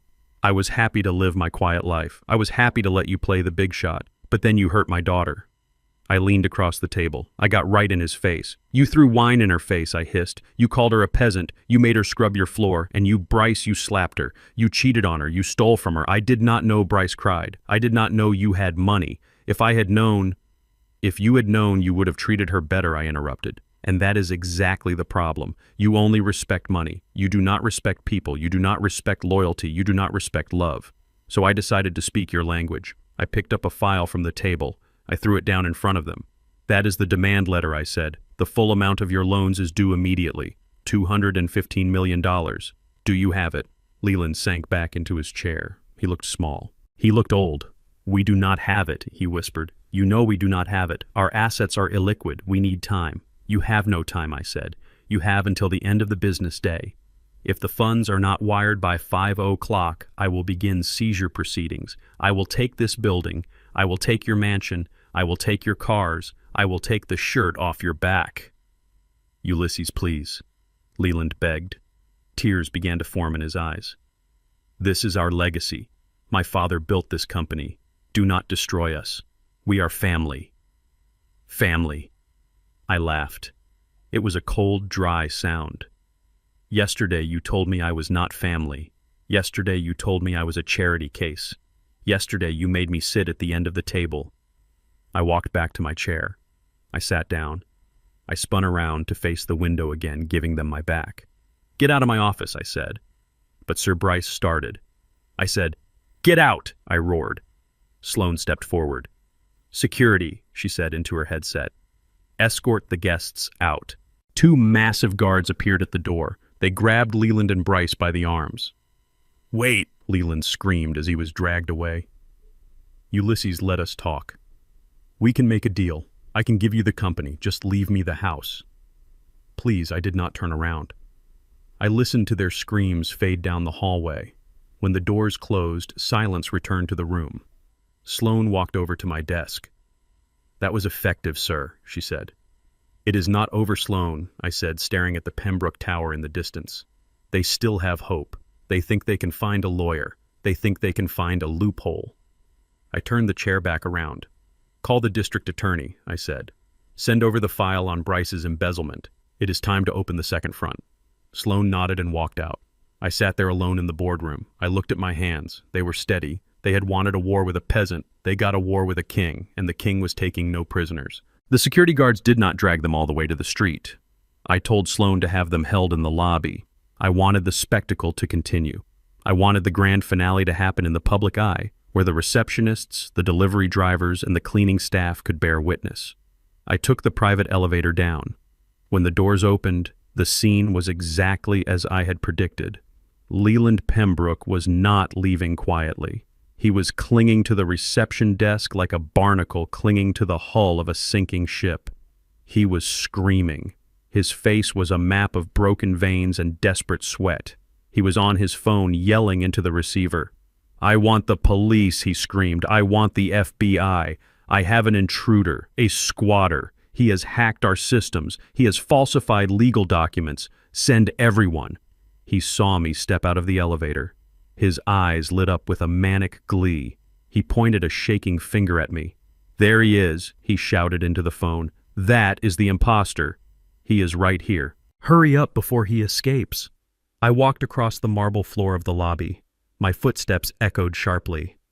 I did not run. I did not look afraid. I stopped 10 feet away from him. I put my hands in my pockets and waited. Bryce was standing behind his father. He was looking at the floor. He knew something Leland did not. He had felt the power in my hands the night before. He knew that physical force was not going to work. But Leland was a man who had lived in a bubble of privilege for 65 years. He truly believed that the law existed to serve him. He believed that the police were his private security force. "You are finished," Ulysses Leland spat. He hung up the phone. "I just called the commissioner. We play golf together. He is sending a squad car. They are going to drag you out of here in handcuffs. You think you can steal my company with some fake papers and a cheap suit? You are delusional." I looked at the employees gathered by the elevators. They were whispering. They were watching the fall of their emperor. "You really believe that, do you, Leland?" I asked calmly. "You believe that a factory worker could hack a bank? You believe that a gardener could fake a deed that passed a notary inspection?" "I believe you are a con artist," Leland sneered. "I believe you are sick. You are a sad old man who could not handle being poor, so you invented a fantasy. Well, reality is coming through those doors in about 2 minutes. And when it does, I am going to press charges. I am going to sue you for everything you have. I will take your truck. I will take your cabin. I will take that fake watch off your wrist." He was so confident. He straightened his tie. He smoothed his hair. He was preparing his victory speech. He looked at the receptionist. "Martha," he barked, "get me a coffee and call my wife. Tell her we are going to be late for dinner, but everything is under control." Martha did not move. She looked at me. I gave her a small nod. She stayed seated. Leland looked around confused. "Why is no one listening to me?" he demanded. "I am the owner of this building." "Not anymore," I said softly. Just then the sirens wailed. Blue and red lights flashed against the glass revolving doors. 3 squad cars screeched to a halt at the curb. Leland smiled. It was a wide, predatory smile. "Here comes the cavalry," he said. "Goodbye, Ulysses." It was a nice try. The doors spun. 4 officers walked in. Leading them was not just a patrolman. It was Chief of Police Harrison. He was a big man with broad shoulders and a face carved from granite. He walked with a heavy, purposeful stride. His hand rested on his service weapon. Leland ran toward him. He practically threw himself at the chief. Chief Harrison Leland cried, "Thank God you are here. This man here, this black man. He broke into my office. He assaulted my son. He is trying to claim he owns the building. Arrest him immediately. He is dangerous." Leland pointed at me. He looked back at me with triumph in his eyes. He expected to see me running. He expected to see me begging. But I just stood there. I took a slow breath. Chief Harrison stopped. He looked at Leland. He looked at the finger pointing at me. He frowned. He reached out a massive hand and pushed Leland gently but firmly to the side. "Move, Mr. Pembroke," the chief rumbled. "You are blocking my line of sight." Leland stumbled back. "Excuse me," he sputtered. "I am the victim here." The chief ignored him. He walked straight toward me. He stopped 3 feet away. The lobby went silent. Everyone held their breath. Leland was grinning, expecting the handcuffs to come out. Then the chief did something that made the air leave Leland's lungs. He snapped his heels together. He straightened his back. He raised his hand in a sharp, crisp salute. "Colonel Mercer," the chief said. His voice was filled with deep, unwavering respect. I returned the salute casually. "At ease, Sergeant," I said. "It has been a long time." "It has, sir," the chief said, lowering his hand. "I saw the alert come through on the secure channel. I did not know you were active in the city. If I had known, I would have provided an escort. I prefer to work in the shadows, Harrison," I said. "You know that." Leland made a noise that sounded like a dying cat. He walked forward, his hands shaking. "Colonel," he whispered. "What? What did you call him?" Chief Harrison turned to Leland. The warmth vanished from his eyes. He looked at Leland like he was something he had scraped off his boot. "I called him by his rank, Mr. Pembroke," the chief said. "This is Colonel Ulysses Mercer, retired from military intelligence, special operations, the man who trained half the officers in this precinct, including me." Leland shook his head. No, that is impossible. He is a factory worker. He worked at the auto plant." "That was his cover," the chief said. "And if he was working a cover, it means he was doing something important. And if he has dropped his cover, it means you are in very serious trouble." Leland looked at me. The reality was crashing down on him. The years of me playing the fool, the years of me sitting quietly while he mocked me. It was all a game, and he had been the pawn. "You knew," Bryce whispered. He looked at the chief. "You knew who he was." "Everyone who matters knows who he is," the chief said. "Colonel Mercer is a legend." I stepped forward. I closed the distance between myself and Leland. "You called the police?" "Leland," I said. "You wanted the law involved." "Well, here is the law. But the law deals in facts, and I have some facts for you." I signaled to Sloane, who was standing by the elevator. She walked over and handed me a thick black binder. I opened it. "You accused me of fraud," I said. "You said I was a con artist. But let us look at who the real criminal is." I pulled out a document. I held it up for the chief to see. "This is a forensic audit of Pembroke real estate," I said loudly so the employees could hear. "It details 15 years of systematic tax evasion. It shows offshore accounts in Panama and the Cayman Islands. It shows money laundering for organized crime syndicates to hide construction kickbacks." Leland went pale. His knees buckled. "That is private corporate data," he gasped. "You cannot show that. That is stolen." "It is not stolen if I own the company," I said coldly. "As the majority creditor and now the owner of the debt, I have the right to audit my own books. And what I found, Leland, is enough to put you in federal prison for the rest of your natural life." I turned the page. "And here is the evidence of bribery." I continued. "Payments to zoning inspectors. Payments to city council members. You built your empire on rot, Leland. You thought you were untouchable because you had money. But you forgot that every dollar leaves a trail. And I am the best hunter in the world." I snapped the binder shut. The sound echoed like a gunshot. I handed the binder to Chief Harrison. "Take this," I said. "It is all the evidence the district attorney will need. I want them booked for fraud, embezzlement, and racketeering." Chief Harrison took the binder. He nodded. "Yes, sir," he said. Leland fell to his knees. It was not a figure of speech. He physically collapsed onto the cold marble floor. He grabbed the leg of my trousers. "Ulysses, please," he sobbed. "I did not know. I swear I did not know. It was the accountants. It was a mistake. Do not do this. I am an old man. I cannot go to prison." I looked down at him. I looked at the top of his expensive haircut. I felt nothing. No pity. No joy. Just the cold satisfaction of a job done right. "You are not an old man, Leland," I said. "You are a criminal. And you are a bully. You threw wine at my daughter because you thought she was weak.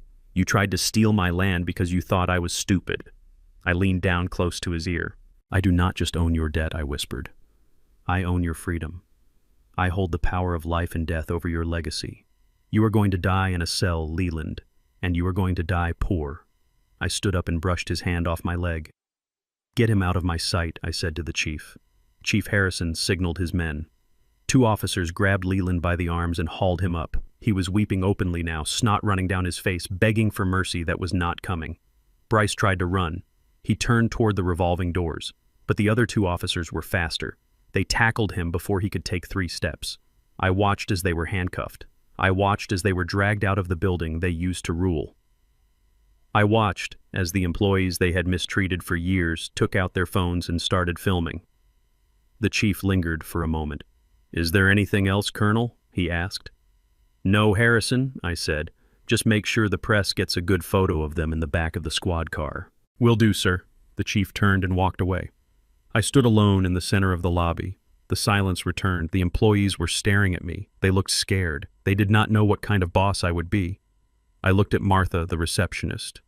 "What is your salary, Martha?" I asked. She swallowed hard. "40,000 a year, sir." "Make it 60, I said, "and tell everyone to get back to work. We have a lot of cleaning up to do." Martha smiled. It was a genuine smile. "Yes, sir. Thank you, sir." I turned and walked back to the elevator. I had taken their money. I had taken their freedom. But I was not done yet. There was one final piece of the puzzle, one final humiliation to ensure that the name Pembroke never rose from the ashes again. I pressed the button for the penthouse. The doors closed. The denial was over. Now came the acceptance. And for them, acceptance was going to be a very bitter pill to swallow. The legal machinery of Mercer Holdings moved faster than a striking cobra. By the time the sun began to dip below the horizon that afternoon, the Pembroke estate was no longer a home. It was a crime scene. It was a seized asset. It was a carcass being picked clean by the vultures of justice. I watched from the tinted window of my Phantom parked a safe distance away on the winding road that overlooked the valley. I did not need to be close to smell the fear. I could see the flashing lights of the sheriff's department. They were not the blue and red lights of emergency. They were the yellow-amber lights of enforcement. A convoy of trucks had blocked the massive iron gates. These were not moving vans. These were asset recovery units. Men in gray uniforms moved with military precision. They carried clipboards and rolls of neon orange tape. They were not there to pack boxes with bubble wrap. They were there to tag catalog and remove. I saw the head of the enforcement team cut the padlock on the main gate. The Pembroke crest, that iron symbol of their arrogance, swung open with a screech of rusty metal. The trucks rumbled up the driveway. They looked like tanks invading a fallen city. Inside the house, the staff was in a panic. I had received a text from Martha, the receptionist, who had called the housekeeper. She told me the maids were crying not because they were sad for the Pembrokes, but because they were afraid they would not get paid. I sent a reply immediately telling Martha to assure them that Mercer Holdings would cover all back wages. I was not a monster. I did not punish the innocent for the sins of the guilty. But for the guilty there was no mercy. I saw the deputies pasting notices on the front door.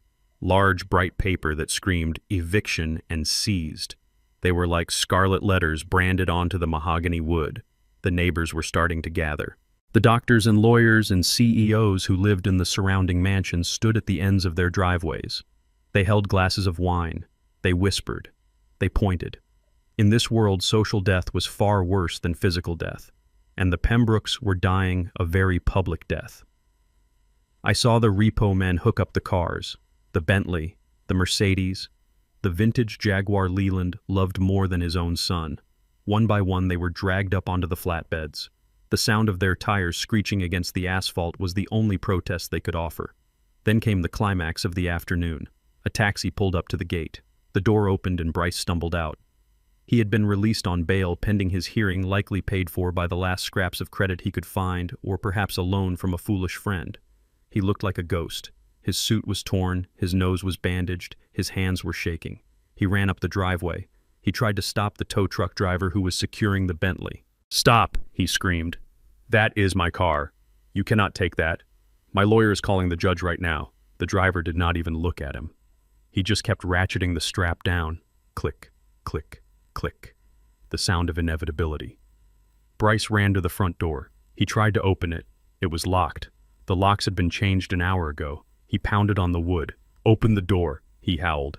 "I live here. This is my house." A deputy stepped forward. He was a large man with no patience for entitled rich boys. "Sir," the deputy said, his voice carrying in the cold air, "you need to step back. This property is under the control of the court receiver. If you do not leave the premises immediately, you will be arrested for trespassing." "Trespassing!" Bryce shrieked. "It is my name on the deed." "Not anymore," the deputy said. "Step back." Bryce collapsed on the front steps. He put his head in his hands. He was weeping. It was the weeping of a child who had his toys taken away. He did not care about the morality of what he had done. He only cared that he had lost. But the universe was not done with Bryce Pembroke yet. A bright red convertible screeched around the corner. It was a Porsche. I recognized it immediately from the surveillance photos. It belonged to the woman Bryce had been funding with my daughter's charity money. Her name was Tiffany.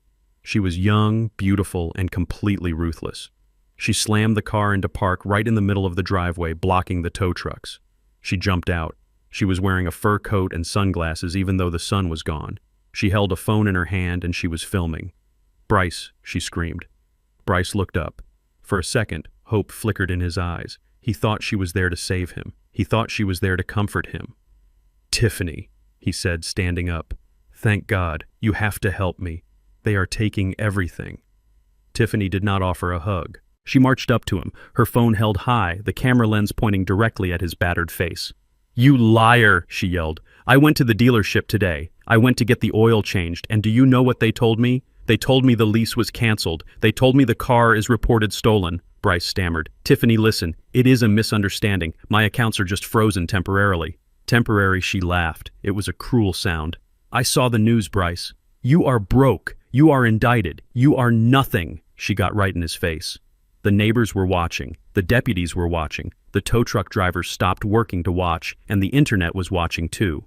I checked my tablet. She was live streaming on Instagram. 3,000 people were watching Bryce Pembroke beg. "I need the keys to the apartment," she demanded. "The penthouse you promised me. You said you bought it." I did not buy it yet," Bryce whispered. "I was going to. Next week." "You are a fraud," Tiffany screamed. "You wasted my time. You wasted my youth." Then she did it. She pulled back her hand. Her nails were long and manicured. She slapped him. It was not a slap of passion. It was a slap of disgust. It cracked across his face right over his broken nose. Bryce cried out and fell back onto the gravel. Tiffany stood over him.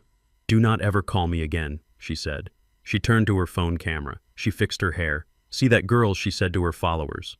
"That is what happens when you date a loser who lies about his money. Stay woke." She got back in her Porsche, revved the engine, and sped away, leaving Bryce lying in the dirt alone. I watched it all. I felt a cold, hard satisfaction in my chest. This was the balance of the universe correcting itself. He had humiliated Gabrielle in private. Now he was humiliated in front of the world. I tapped the partition glass. My driver lowered the window. "Sir," he asked. "Pour it," I said. The driver opened the small refrigerator console. He took out a bottle of wine. It was a Chateau Margaux, a vintage red, expensive, complex, deep crimson like blood. He poured a small amount into a crystal glass and handed it back to me. I took the glass. I held it up to the light. The liquid swirled rich and dark. I looked at the scene below. The house was dark. The cars were gone. The gates were broken. The man was broken. 24 hours ago, Leland Pembroke had held a glass just like this. He had used it as a weapon. He had used it to stain my daughter's face and her honor. He had thought that wine was a symbol of his power and our poverty. Now the tables had turned. I rolled the window down. The cold air rushed in. I could smell the coming winter. I looked at Bryce one last time. He was still sitting on the gravel, pulling his knees to his chest, rocking back and forth. He had no coat. He had no home. He had no wife. He had no mistress. He was stripped bare. "To respect," I whispered. I did not drink the wine. I tipped the glass out the window. The red liquid fell through the air. It splashed onto the asphalt of the road. A libation for the gods of justice. A cleansing of the stain. I placed the empty glass on the seat beside me. "Drive," I said. The Phantom moved forward silently. We glided past the scene of destruction. We drove past the neighbors who were too busy gossiping to notice the black car with the tinted windows. As we drove away, I checked the rearview mirror. The Pembroke estate shrank in the distance until it was just a dark smudge against the twilight. They had lost everything. Their money, their reputation, their freedom. But as I watched the darkness swallow them up, a thought occurred to me. A small nagging instinct that had kept me alive in war zones and boardrooms for 40 years. A rat is most dangerous when it is cornered. Bryce was broken. He was a coward. He would likely curl up and die of shame. But Leland was different. Leland was old school. He had built that empire with his own hands, even if those hands were dirty. He had pride. And I had not just hurt his pride, I had executed it. I had seen the look in his eyes as the police dragged him away. It was not just fear, it was hate, pure distilled hatred. He would make bail. Men like him always had a hidden stash somewhere, a favor he could call in. A lawyer who worked for IOS. He would come for me. Or worse, he would come for Gabrielle. I picked up my phone. "Sloan," I said. "Sir." Increase the security detail on Gabrielle, I said, and put a tail on Leland the second he makes bail. I want to know when he eats, when he sleeps, and when he uses the bathroom. You think he will try something? Sloan asked. He has nothing left to lose, I said. And a man with nothing to lose is the only thing dangerous enough to threaten a man who has everything. I looked out at the city lights. The war was won, but the battle for survival was never truly over. Let him come, I thought. Let him try. I had taken his house. I had taken his company. If he came for my daughter again, I would take his life. I closed my eyes and let the smooth motion of the car carry me home. The wine was spilled, the debt was paid, but the account remained open just a crack, waiting for the final transaction. The neon sign of the Starlight Motel buzzed with a sound like an angry hornet. It flickered on and off, casting a sickly green light into the room where the former kings of real estate were hiding. Room number 12 smelled of stale cigarettes and regret. The carpet was sticky. The wallpaper was peeling. For Leland and Bryce Pembroke, this was not just a step down. It was a descent into hell. I watched them through the pinhole camera I had paid the motel manager $50 to install an hour before they checked in. I sat in my study miles away, nursing a glass of water and watching the rats turn on each other. Leland was pacing the small room. He had taken off his tie. His white shirt was stained with sweat. He looked like a man who had been running for days. Bryce was sitting on the edge of the sagging mattress. He was holding a bag of ice to his face. His nose was purple and swollen from where I had hit him and where Tiffany had slapped him. "This is your fault," Leland screamed. He kicked the cheap particle board dresser. The drawer fell out with a clatter. "You and your women, you and your gambling. If you had just kept your head down, we would still be in the mansion." "My fault," Bryce mumbled through his swollen lips. "You were the one who insulted him. You were the one who threw the wine. You started the war, Dad. I just got caught in the crossfire." "Shut up," Leland roared. He grabbed a lamp and threw it against the wall. It shattered. "We are not finished. Do you hear me? We are Pembrokes. We do not lose to the help." He stopped pacing. He looked at Bryce with a look of madness. "He has evidence," Leland said. His voice dropped to a conspiratorial whisper. "He showed that binder to the police, but he did not give them everything. He kept the originals. I know men like him. They keep the leverage close." Where Bryce asked, "Where would he keep it?" "In that cabin," Leland said. "In that barn out back, the one he keeps locked. That is where he hides it. The tax records, the offshore account numbers. If we destroy that binder, we destroy the case. Without the physical evidence, it is just hearsay." Bryce looked at his father. "You want to break in? He is dangerous, Dad. You saw what he did to me. I am not talking about breaking in," Leland said. His eyes were wide and wild. "I am talking about burning it down." I watched on my screen as the plan formed in the air between them. It was a desperate, stupid plan born of panic. They thought fire could erase their sins.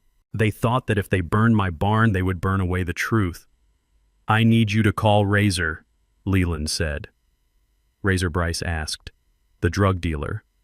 The one I owe money to." "Call him," Leland ordered. "Tell him I will pay him double what you owe. Tell him I have a job for him. A simple job. 1 match. 1 gallon of gasoline." I leaned back in my chair. I could have called the police right then. I could have recorded the conspiracy to commit arson. But I did not. I wanted to see how far they would go. I wanted to see them dig their own graves. 2 hours later, a black van pulled up to the edge of my property. It parked in the shadows of the tree line. I switched my monitor to the perimeter cameras.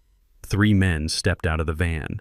They were dressed in dark clothing. They moved with the swagger of men who enjoyed violence. Leading them was a man I recognized from my intelligence reports. Razor, a mid-level enforcer for the local syndicate. He was big, mean, and not very smart. Leland and Bryce were waiting in their rental car down the road. They were too cowardly to do the dirty work themselves. They watched from a distance as their hired muscle approached my fence. I did not turn on the floodlights.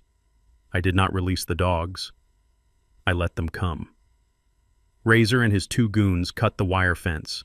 They walked through the tall grass carrying red gasoline cans. The smell of fuel drifted on the wind. They headed straight for the barn where I kept the Rolls-Royce in my archives. They reached the barn door.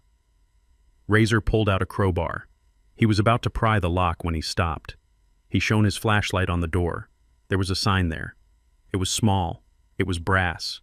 It was not a warning about dogs or guns. It was a unit insignia. The insignia of the 75th Ranger Regiment, and below it was a name engraved in steel. Colonel U. Mercer. Razor froze. He lowered the flashlight. He looked at the sign. Then he looked at the barn. Then he looked at the perimeter of the woods. "Wait," he hissed to his men. "What is it, boss?" one of the goons asked. "Let us light it up." Razor grabbed the goon by the collar and slammed him against the barn wall. "Can you not read?" Razor whispered, his voice trembling. "That says Mercer. Ulysses Mercer." So what the goon asked. So what Razor hissed. "My uncle served with Mercer in Panama. He told me stories. This is not a factory worker. This is the Grim Reaper. We are standing on a kill box." Razor looked around frantically. He realized suddenly that the silence of the woods was not natural. He realized that a man like Mercer would have known they were there 10 minutes ago. "Drop the cans," Razor ordered. "We are leaving. Now. But we got paid," the goon protested. "We give the money back," Razor said. "I am not dying for a couple of $1,000. Move." They turned to run, but as they ran back toward the road, they saw headlights approaching. It was the rental car. Leland and Bryce had driven up to check on the progress. They were impatient.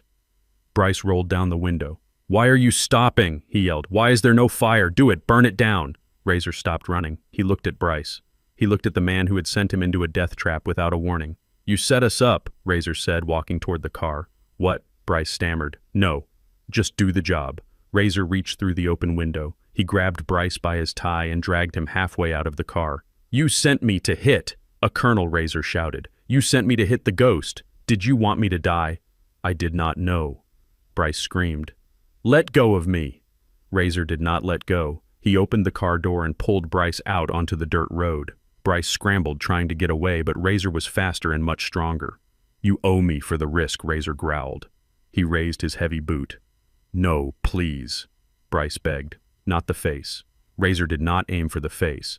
He aimed lower. He stomped down hard on Bryce's right leg just above the ankle. The sound was like a dry branch snapping in winter. Bryce screamed. It was a high-pitched sound that tore through the night. He rolled in the dirt, clutching his leg. Leland sat in the driver's seat, paralyzed with fear. He locked the doors. He did not get out to help his son. He just stared straight ahead, his hands gripping the steering wheel. Razor leaned into the window and looked at Leland. "Tell the colonel we did not know," Razor said. "Tell him we are sorry, and tell him we handled the trash for him." Razor spit on the windshield. He signaled his men. They ran back to their van and sped away, leaving only dust and the smell of fear behind. I watched it all from my study. I took a sip of my water. I picked up the microphone that was connected to the external speakers on the barn. "Leland," I said. My voice boomed through the trees, amplified and godlike. Leland jumped in his seat. He looked around wildly. "You have 10 seconds to get off my property," I said, "or the next thing that snaps will not be a leg."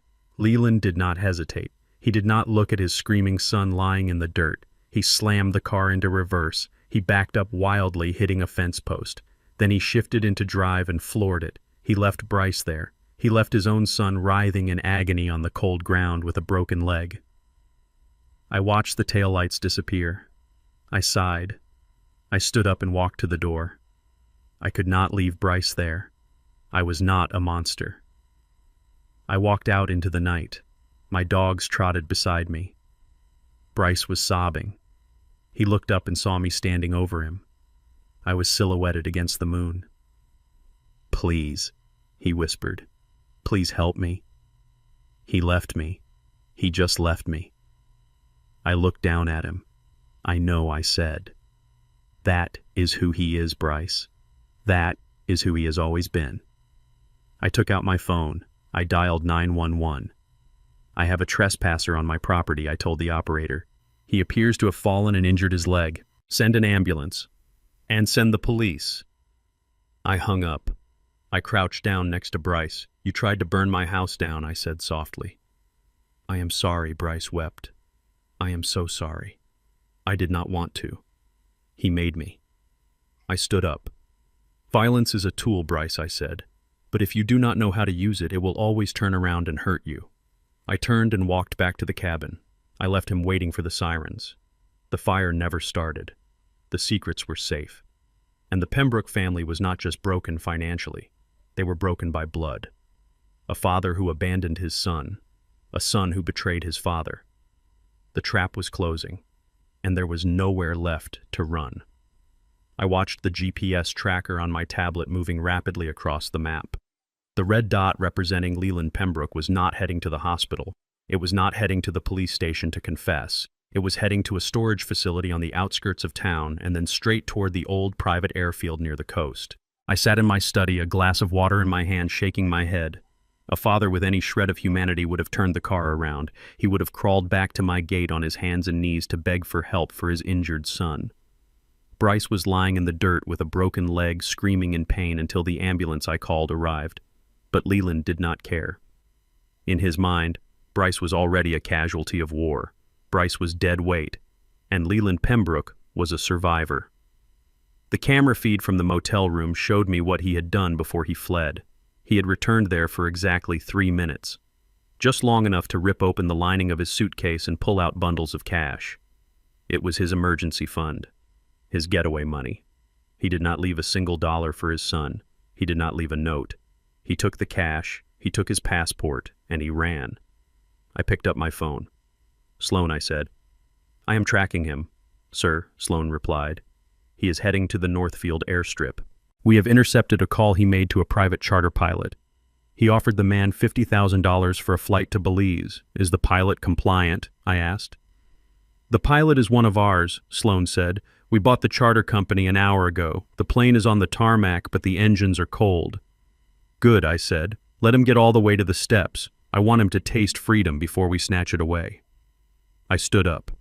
I walked out to the Rolls-Royce. My driver held the door open. "To the airfield," I said, "and drive fast. I do not want to miss the departure." The drive took 20 minutes. The night was pitch black. The airfield was a desolate stretch of cracked concrete surrounded by tall weeds. There were no lights except for a single strobe on top of a small hangar. The wind was howling, coming off the ocean, carrying the smell of salt and jet fuel. I saw Leland's rental car parked haphazardly near the fence. The driver's door was open. He had abandoned it in his haste. I saw him running across the tarmac. He was struggling with a heavy duffel bag. His suit jacket was flapping in the wind. He looked like a madman. He was running toward a small twin-engine Cessna parked at the end of the runway. He reached the plane. He pounded on the door. "Open up!" he screamed over the wind. "I am here. I have the money. Let us go." The door of the plane did not open. The propeller did not spin. The cockpit remained dark. Leland backed away. He looked around frantically. "Hello," he shouted. "Is anyone there?" We had a deal. Suddenly, floodlights snapped on. 4 massive banks of LEDs mounted on trucks surrounding the plane illuminated the tarmac. The light was blinding. It turned the night into a harsh, sterile white day. Leland screamed and covered his eyes. He dropped the bag of money. It unzipped, spilling stacks of $100 bills onto the concrete. The wind caught a few of them, sending them tumbling away into the darkness like dead leaves. I stepped out of the shadows. I walked slowly into the circle of light. The wind whipped my tie, but I did not flinch. I walked until I was 10 feet away from him. "Going somewhere, Leland?" I asked. Leland lowered his hands. He squinted at me. When he saw who it was, his shoulders slumped. He looked at the plane, then back at me. "You," he whispered. "You are everywhere." "I own the plane, Leland," I said. "I own the fuel. I own the asphalt you are standing on. There is no escape. The FBI is 5 minutes away. They have the audit. They have the witness statements. You are going to die in a federal prison." Leland fell to his knees. He grabbed a handful of cash from the ground. "Take it," he cried, holding the money out to me. "There is 200,000 here. Take it all. Just let me go. I have a boat waiting in Mexico. I just need to get there. Please, Ulysses, we are both fathers. Show some mercy." I looked at the money, then I looked at him with disgust. "We are not both fathers," I said coldly. "A father protects his children. I called an ambulance for your son tonight because you left him to rot. You broke his leg and then you ran away. You are not a father. You are a parasite." Leland dropped the money. He realized bribery would not work. His eyes darted around looking for a new angle. looking for a new victim to throw under the bus. It was not my idea, he blurted out. I raised an eyebrow. What was not your idea? I asked. The fraud, Leland said, speaking faster and faster. The embezzlement, the offshore accounts. It was Bryce. It was all Bryce. He is the one with the gambling problem. He is the one who needed the money. I just signed the papers. I was trying to protect him. I am an old man Ulysses. I do not know how to use computers. Bryce set it all up. I reached into my pocket and pulled out a digital voice recorder. I pressed the red button. Say that again, I said. Leland looked at the recorder. He saw it as a lifeline. He saw a chance to trade his son's life for his own freedom. If I tell you the truth, he asked, his voice trembling, will you let me go? Will you let me get on that plane? I looked at him. I did not smile. I did not promise. I just held out the recorder. The truth is the only currency I accept, I said. Leland scrambled to his feet. He leaned into the recorder. He spoke clearly and loudly, desperate to be heard. It was Bryce Pembroke, he said. My son.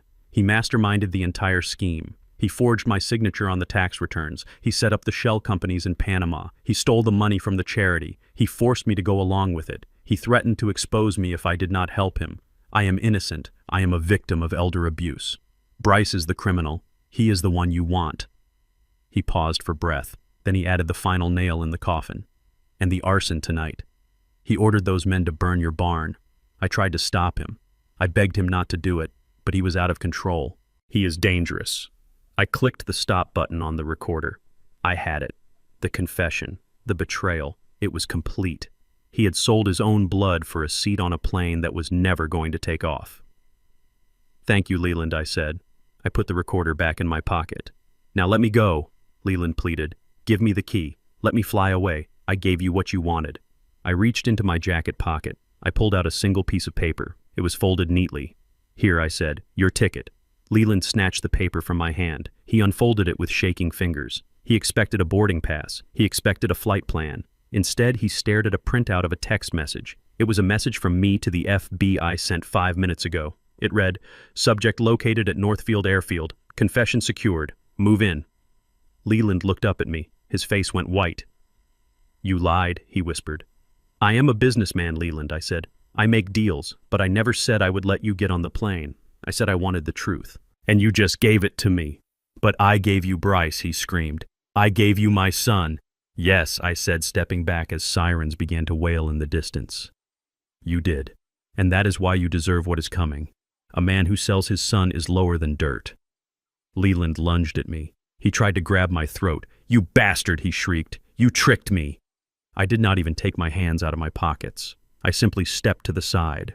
Leland stumbled past me and tripped over his own duffel bag. He fell face first onto the concrete. Before he could get up, 4 black SUVs tore onto the tarmac. Men in tactical gear poured out. They had rifles. They had vests that said FBI in bright yellow letters. Leland curled into a ball. He covered his head with his hands. Do not shoot, he sobbed. I am unarmed. I am cooperating. I watched as they zip-tied his hands behind his back. I watched as they hauled him up. He looked at me one last time. There was no hate in his eyes anymore, only emptiness. He was a hollow shell of a man. I turned my back on him. I walked toward my car. The wind was still howling, but now it felt clean. It felt like it was blowing away the stench of the Pembroke corruption. I got into the back seat of the Rolls-Royce. Did you get it? Sir Sloane asked from the front seat. I tapped my pocket where the recorder sat. I got it, I said. He sang like a bird. He buried Bryce so deep he will never see the sun again. And in doing so, he buried himself. What do we do with the recording, she asked. We keep it, I said. We save it for the trial, and we play it for Bryce. I want him to hear his father's voice sending him to prison. I want him to know that in the end he was worth nothing to the man he tried so hard to impress. Drive, I said. The car pulled away, leaving the flashing lights and the screaming man behind. It was brutal. It was cold. But it was necessary. I took out my phone and looked at a picture of Gabrielle. I had promised to protect her. And tonight I had removed the last threat. The Pembroke dynasty was dead. And I was the one who had dug the grave.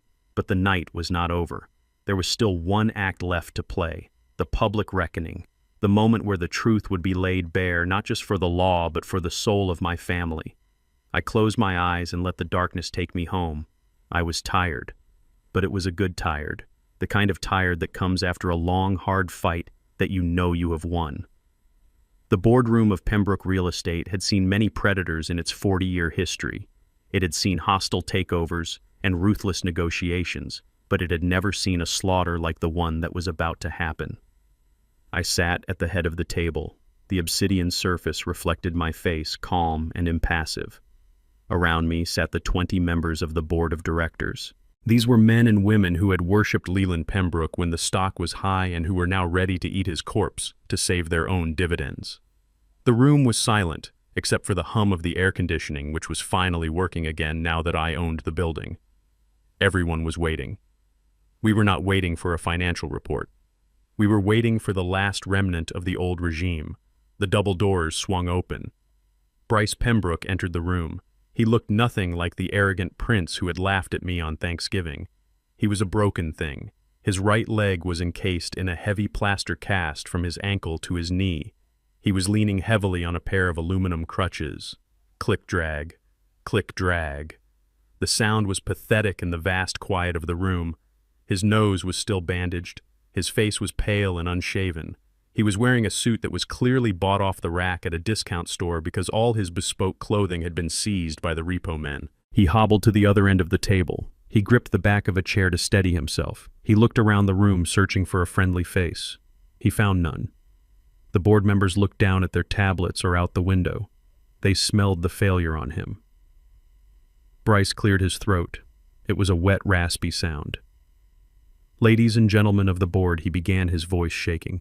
"Thank you for meeting with me. I know things look bad. I know my father has been arrested. It is a tragedy. But I want to assure you that I am here to take control. I am here to steer this ship out of the storm." I leaned back in my chair. I laced my fingers together. I watched him lie. It was fascinating in a morbid way. He actually believed he still had a chance. He believed that because his father was gone, he automatically inherited the throne. My father made mistakes. Bryce continued, gaining a little confidence. He was old. He made bad judgments. But I am not my father. I represent the future of Pembroke Real Estate. I have a vision. And with your support, I can rebuild our reputation. I ask you to reinstate me as CEO, effective immediately. He smiled. It was a gruesome, desperate smile. I did not speak. I simply nodded to the side of the room. The side door opened. Gabrielle walked in.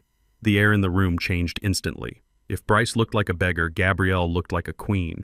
She was wearing a white suit, sharp and tailored. Her hair was pulled back, revealing her face. There was no bruise visible anymore, only the steel in her eyes. She did not look at me. She walked straight to the podium that stood next to the screen. Bryce's smile faltered.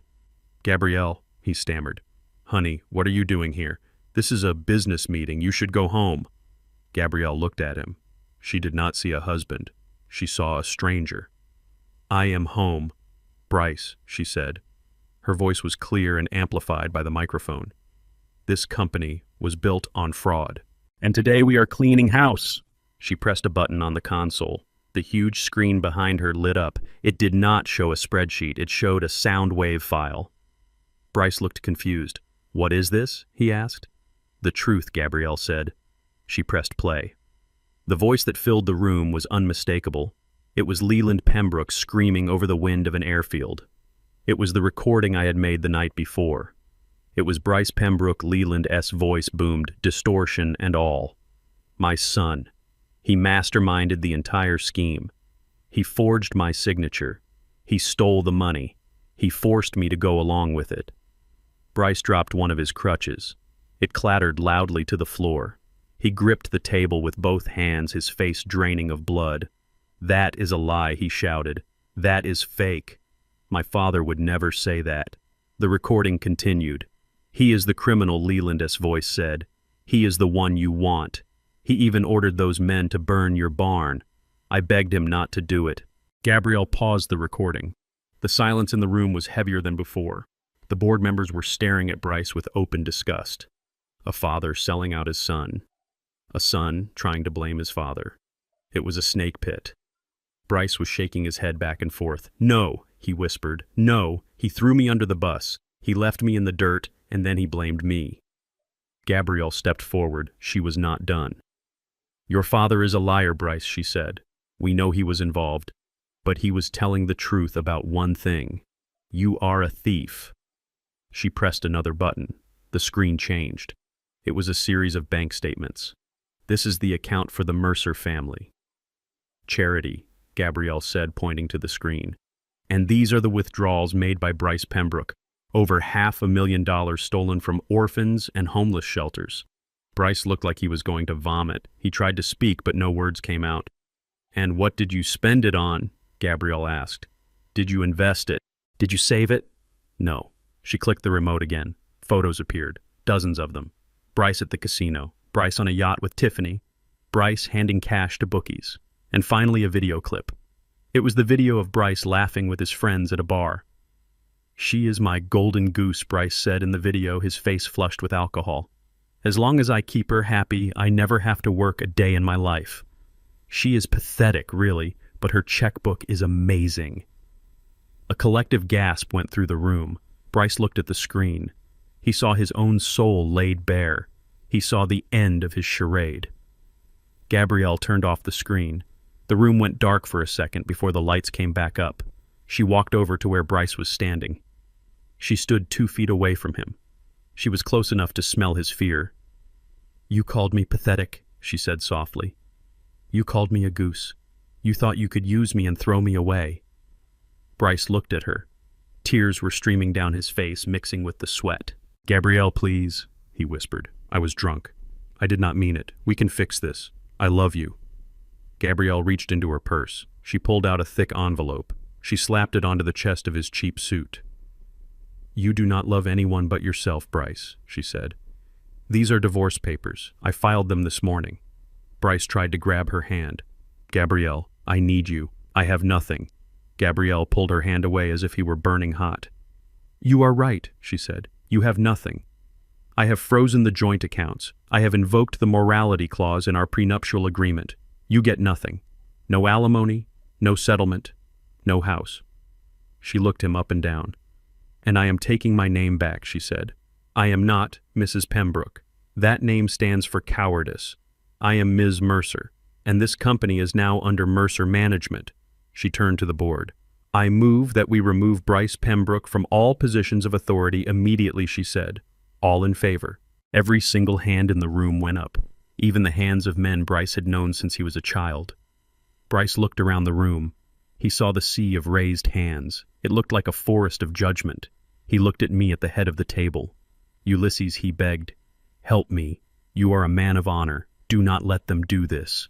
I stood up slowly. I buttoned my jacket. Honor is earned. Bryce, I said, you have spent your life spending credit you did not have. Now the bill is due. I looked at the security guards by the door. Remove him, I said. The guard stepped forward. Bryce tried to back away, but his crutch slipped on the polished floor. He fell hard, landing on his broken leg. He screamed in pain. No one moved to help him. The guards grabbed him by the arms. They dragged him up. He was sobbing now, a broken, ruined man. Gabrielle, he screamed as they dragged him toward the door. Daddy, someone help me. Gabrielle did not turn around. She stood tall, watching the screen where the Mercer logo had just replaced the Pembroke crest. When the doors slammed shut, cutting off his screams, the room felt cleaner. The infection had been removed. I looked at my daughter. She was trembling slightly, not from fear, but from the adrenaline of finally cutting the cord. I walked over to her. I put a hand on her shoulder. It is done, I said softly. Gabrielle looked at me. Her eyes were wet, but she was smiling. He has nothing left, she whispered. No, I said. He has his life, which is more than he deserves. But he has lost the things that mattered to him. He has lost the audience. I turned to the board of directors. They were looking at us nervously, wondering if they were next. Gentlemen, I said, and ladies, today is a new day. The Pembroke era is over. We will rebuild this company. But we will rebuild it on transparency. We will rebuild it on hard work. And anyone who has a problem with that can follow Mr. Pembroke out the door right now. No one moved. Good, I said. I looked out the window at the city below. Somewhere down there on the street, Bryce was being thrown out onto the pavement. He had no car. He had no money. He had no father to bail him out. He had no wife to comfort him. He was finally exactly what he had called me, a nobody. But unlike me, he did not have the strength to rise from the ashes. The public trial was over. The verdict was guilty. And the sentence was a lifetime of irrelevance. Now there was only the legal formality left. The prison cells were waiting, and I intended to make sure they were very small and very cold. The elevator ride down from the boardroom was silent, but it was a heavy silence. It was the kind of silence that happens after a bomb has gone off and the dust is settling. Gabrielle stood next to me. She was holding her head high, but I could see the tremor in her hands. She had just dismantled her entire life in front of 20 strangers. She had just cut out a cancer that had been growing in her heart for years. When the elevator doors opened into the main lobby, the scene was chaotic. The quiet dignity of the Pembroke Tower had been replaced by the sharp efficiency of federal law enforcement. The FBI agents I had summoned were everywhere. They were wearing blue windbreakers with yellow lettering.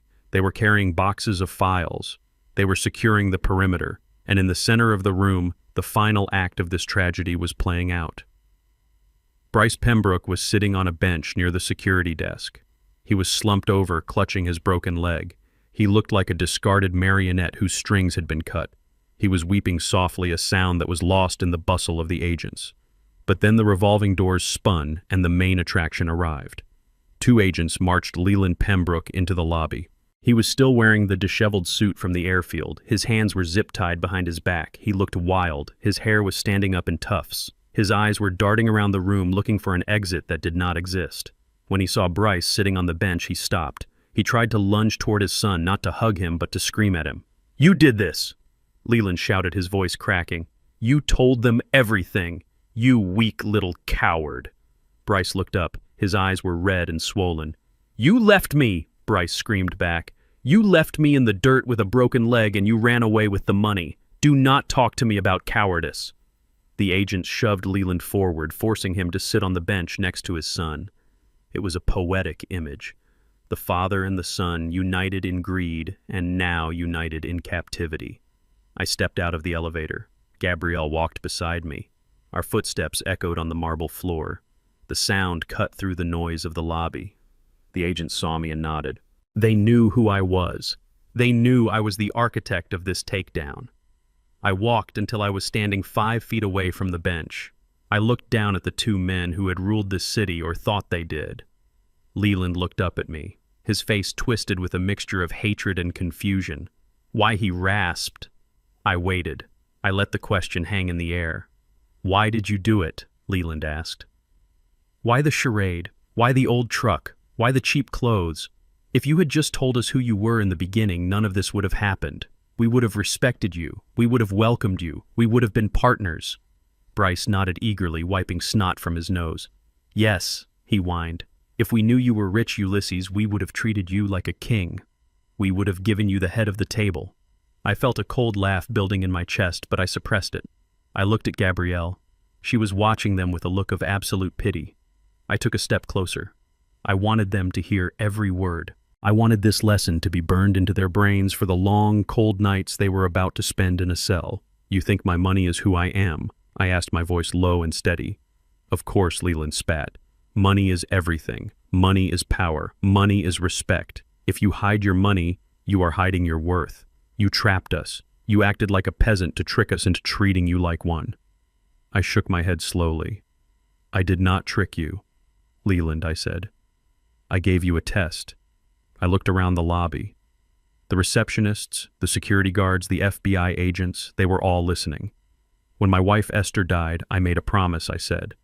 "I promised that I would live a life of truth. In my world, in the world of high finance and black operations, everyone wears a mask. Everyone wants something. I wanted to know if there was anyone left who valued a man for his soul, not his wallet." I looked at Bryce. "When Gabrielle brought you home, I did not check your bank account," I said. "I checked your eyes.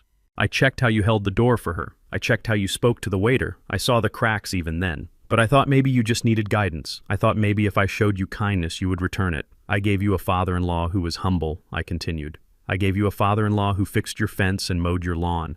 I gave you the opportunity to show decency to a man who could offer you nothing but his time and his wisdom." "And what did you do?" I asked, my voice rising slightly. "You mocked me. You made me eat in the kitchen. You laughed at my clothes. You treated me like a stray dog that you wished would just go away." "That is because you looked like a nobody," Bryce muttered. "I am a nobody," I roared. The shout echoed off the high ceiling. Bryce flinched.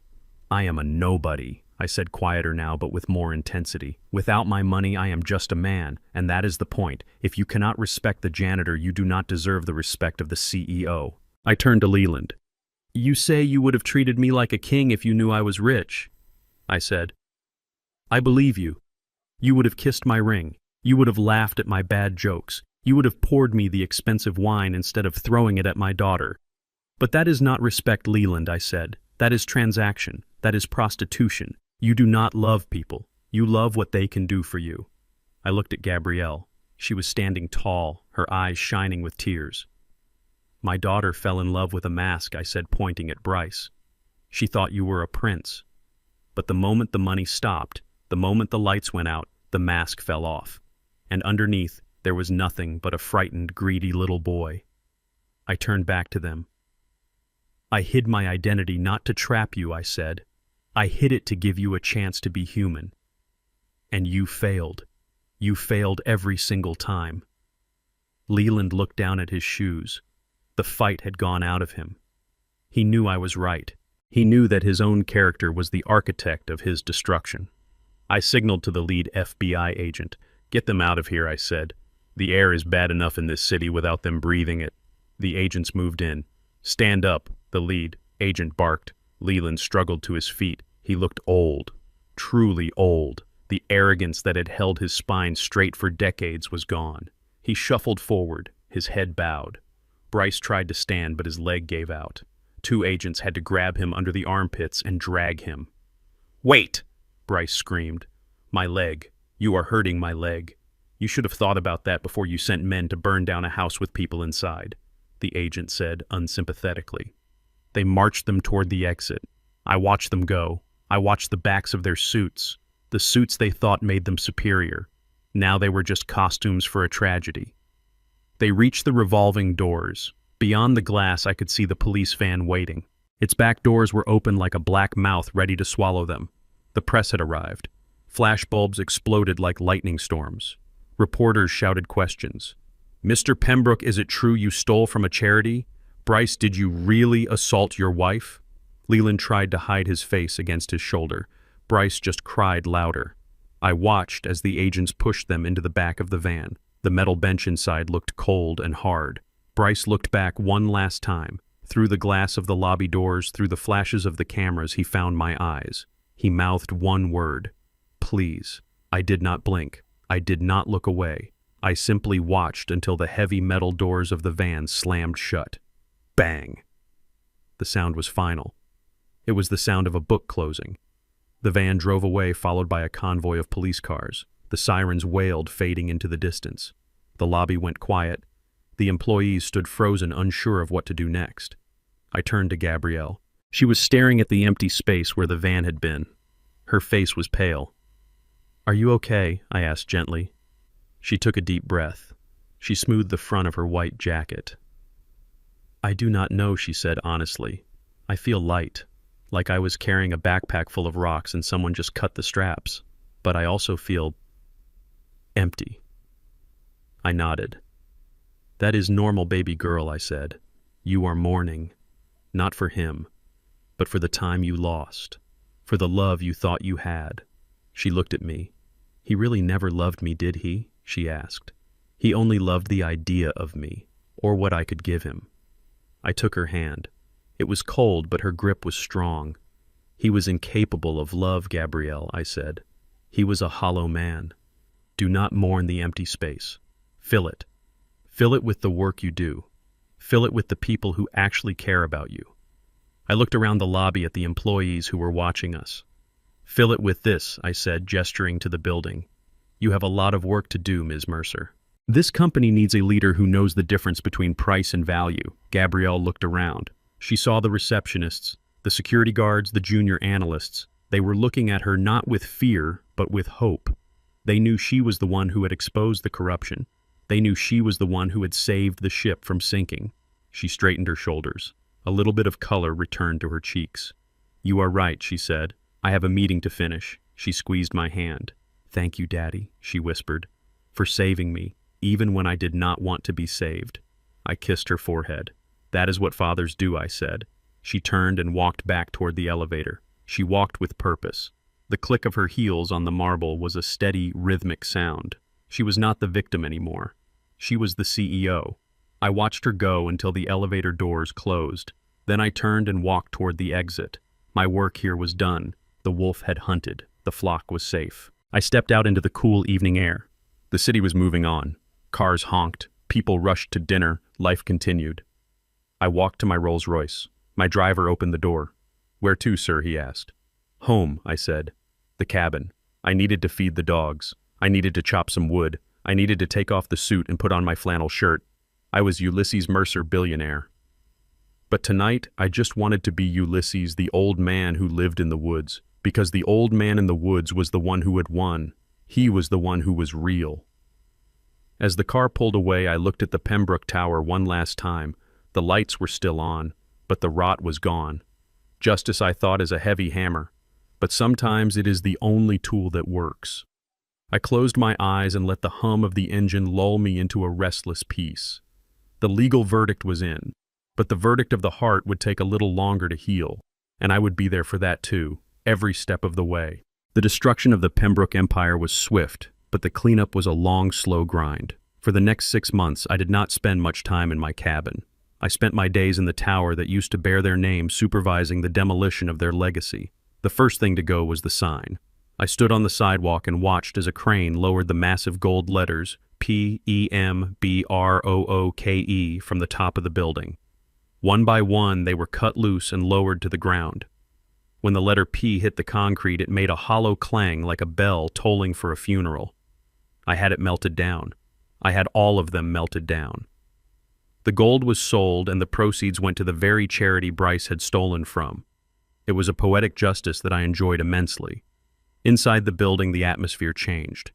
The sycophants and yes-men who had enabled Leland and Bryce were fired.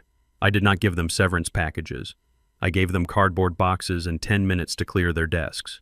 In their place, we hired young, hungry professionals who cared about ethics. We rebranded the company. Pembroke Real Estate ceased to exist.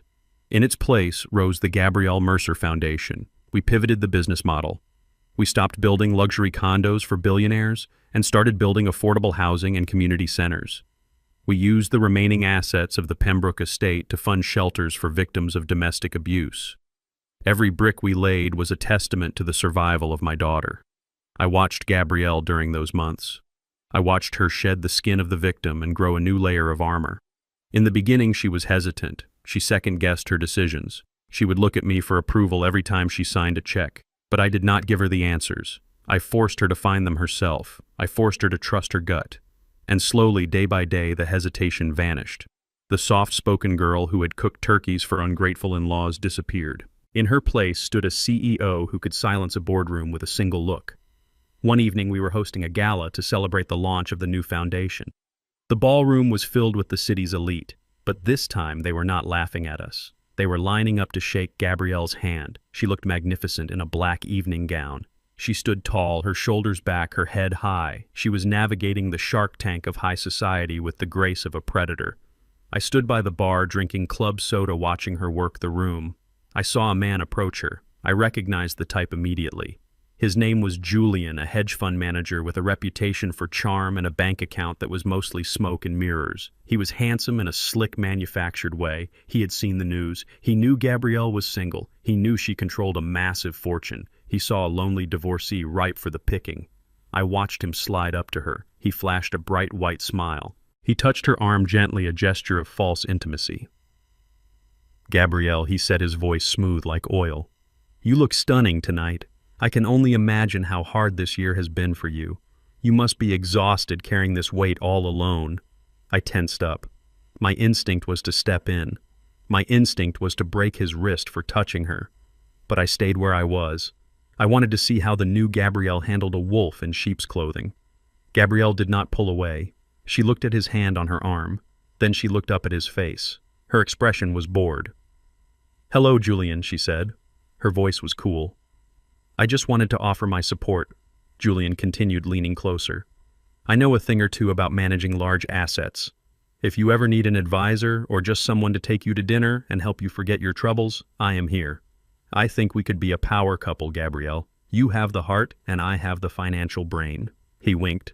It was the same arrogant wink Bryce used to give. Gabrielle smiled, but it did not reach her eyes. "That is a generous offer, Julian," she said. "But I think you are mistaken about two things." "Oh," Julian asked, still smiling. "And what are those?" "First," she said, removing his hand from her arm as if it were a dead insect. "You assume I am looking for a partner. I am not. I just got rid of a parasite. I am not looking to adopt another one." Julian's smile faltered. "Excuse me," he said. And second, she continued, her voice sharpening. "You mentioned your financial brain. I ran a background check on everyone on the guest list tonight. I know your fund is down 40% this quarter. I know you are being investigated by the SEC for insider trading. And I know you are 3 months behind on your alimony payments to your second wife." Julian's face went pale. He looked around to see if anyone was listening. So Gabrielle said, stepping into his personal space, "You are not here to help me. You are here because you need a lifeboat. But I am not a lifeboat, Julian. I am the captain of this ship, and I do not allow stowaways." She took a sip of her champagne. "Now excuse me," she said, dismissing him. "I have real donors to speak to. Enjoy the appetizers, Julian. They are free, unlike your advice." She turned and walked away, leaving him standing there with his mouth open. I let out a low laugh. I raised my glass to her across the room. She caught my eye and winked. It was not an arrogant wink. It was a warrior-esque wink. She had learned well. She did not need me to protect her anymore. She had become the thing that nightmares are afraid of. Later that night, after the last guest had left, we stood on the balcony of the penthouse. The city lights twinkled below us. "You were brutal with Julian," I said. Gabrielle laughed. It was a genuine happy sound. "He reminded me of Bryce," she said. "The entitlement, the fake charm. I promised myself I would never fall for that again. I have a new standard now, Daddy." "And what is that?" I asked. "You," she said. "If a man cannot look me in the eye and tell me the truth, he does not get a seat at my table. And if he thinks my money is the most interesting thing about me, he can leave." I nodded. I was proud. But I was also tired. The war was over. The enemy was vanquished. My daughter was safe and strong. My mission was complete. "I think it is time," I said, looking out at the horizon. "Time for what?" Gabrielle asked. "Time for me to go home," I said. Gabrielle looked at me. "You are home, Daddy. You can live here. You can have the penthouse." I shook my head. "This is your world, Gabrielle. It is a world of glass and steel and contracts. I built it for you, but I do not belong in it. I belong in the woods. I belong with the silence." "But why?" she asked. "You have so much power now. You could run this city." I put my hand on her cheek. "Power is a heavy coat, baby girl," I said. "You wear it when it is cold. You wear it when you have to fight. But you do not wear it to bed. If you wear it too long, you forget what your own skin feels like. I wore the suit for you. I wore the watch for you. But under it all, I am just Ulysses. And Ulysses misses his dogs." Gabrielle hugged me. She held on tight. "Will you come visit?" she asked. "Every Sunday," I promised. "And you will come to the cabin. We will eat on paper plates. And we will not talk about money. We will talk about life." The next morning I packed my bag. I took off the bespoke Italian suit. I folded it carefully and put it in the back of the closet. I took off the Patek Philippe watch. I placed it in its velvet box and locked it in the safe. I put on my flannel shirt. It was soft and worn. It smelled of wood smoke and cedar. I put on my denim jeans and my old work boots. I looked in the mirror. The billionaire was gone. The simple old man looked back at me, but his eyes were lighter. The burden was gone. I walked out to the garage. The Rolls-Royce Phantom was parked there, shining under the lights. I walked past it. I went to my old Ford pickup truck. I patted the rusted hood like it was an old friend. I climbed in. The engine coughed and sputtered before roaring to life. It was a rough, unpolished sound. It was the sound of freedom. I drove out of the city. I left the skyscrapers and the noise behind. I watched the Pembroke Tower fade in the rearview mirror until it was just a speck. When I reached the gravel road leading to my cabin, I rolled down the windows. The air smelled of pine and damp earth. My dogs heard the truck coming. They ran to the gate, tails wagging, barking with pure, unadulterated joy. They did not care about my bank account. They did not care about my reputation. They just loved me because I was home. I parked the truck. I stepped out onto the dirt. I took a deep breath, filling my lungs with the clean air. I walked into the cabin. It was exactly as I had left it. The wood stove was cold. The coffee cup was still on the table. I started a fire. I watched the flames dance. I sat down in my armchair. I was alone, but I was not lonely. I had reclaimed my life. I had reclaimed my family. But as I sat there watching the fire, a thought drifted into my mind. A habit of a lifetime of vigilance. Leland and Bryce were in prison. Their empire was destroyed. But hate is a powerful fuel. And prison is a place where men have nothing to do but think and plan. I remembered the look in Bryce's eyes as the van doors closed. It was pleading, yes. But underneath the pleading there was something else. A flicker of madness. And Leland, a man who would sell his own son, would do anything to survive. I reached into my pocket and pulled out my secure phone. I did not turn it off. I placed it on the table next to me. Peace had returned. The birds were singing. The wind was whispering in the trees. But I knew better than anyone that peace is just the intermission between wars. I closed my eyes and let myself rest. But I kept one ear open, always. Because the wolf does not sleep. He waits. And if the shadows ever moved again, if the darkness ever tried to creep back toward my daughter, I would be ready. I was Ulysses Mercer, and I was always watching. The snow fell gently outside the window, covering the scars of the earth in a blanket of white. It was exactly 1 year to the day since I had walked out of the Pembroke mansion into the cold night. But the air inside my cabin today did not smell of judgment or expensive perfume. It smelled of sage and roasted garlic, and the deep, rich aroma of a turkey that had been cooking for 6 hours. I stood by the oven in my flannel shirt. I opened the door and basted the bird. The skin was golden brown and crispy. It was perfect. I smiled to myself. Last year, Leland had called my daughter's cooking peasant food. He had poked at it with disdain. Today, there were no critics in my kitchen. There was only family. Gabrielle was standing at the counter chopping vegetables for the salad. She was humming. It was a sound I had not heard in a decade. She was wearing jeans and a simple sweater. Her hair was loose. She looked younger. The lines of stress that had etched themselves around her eyes during her marriage to Bryce were gone, smoothed away by 12 months of freedom and purpose. She looked up and caught me watching her. "Is it ready, Daddy?" she asked. "I think it is," I said. "I think it is the best one we have ever made." She put down the knife and walked over to me. She wrapped her arms around my waist and rested her head on my shoulder. "Thank you," she whispered. "For the turkey," I asked, teasing her. "For everything," she said. "For giving me this. For giving me peace." I kissed the top of her head. "Peace is not given, Gabrielle," I said. "It is built. You built this. I just cleared the ground." The sound of tires crunching on gravel outside announced the arrival of our guests. My dogs barked happily, running to the door. These were not intruders. These were pack members. I opened the door. Chief Harrison stood there holding a crate of apple cider. He was not wearing his uniform.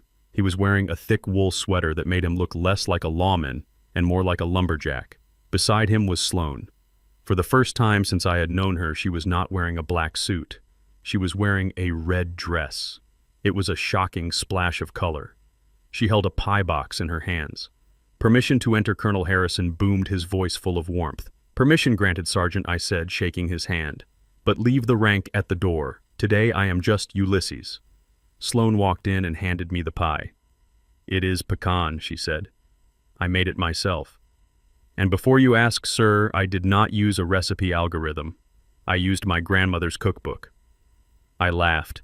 It was a good sound, a deep belly laugh that shook the rafters. "Come in," I said. "The food is hot and the house is warm."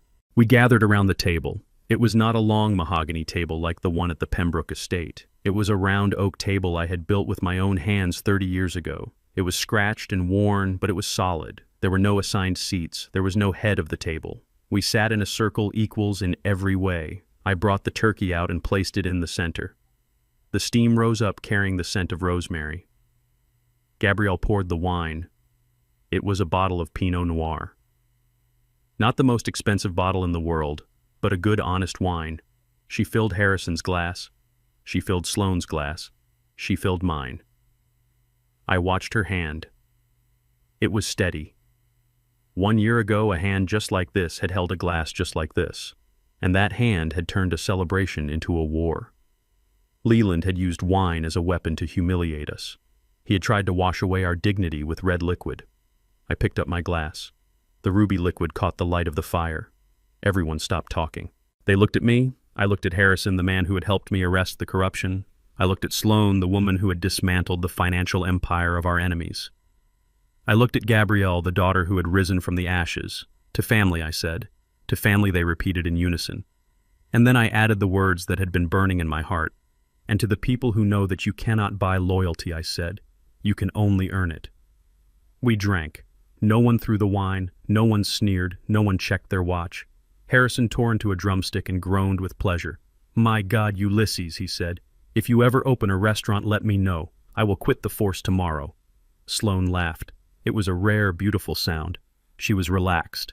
The sharp edges of the operative were gone, replaced by the warmth of a friend. We ate for hours. We told stories. We did not talk about business. We did not talk about the Pembroke trial or the prison sentences that had been handed down last month. We did not talk about Bryce weeping in the courtroom or Leland trying to bribe the jury. Those ghosts were gone.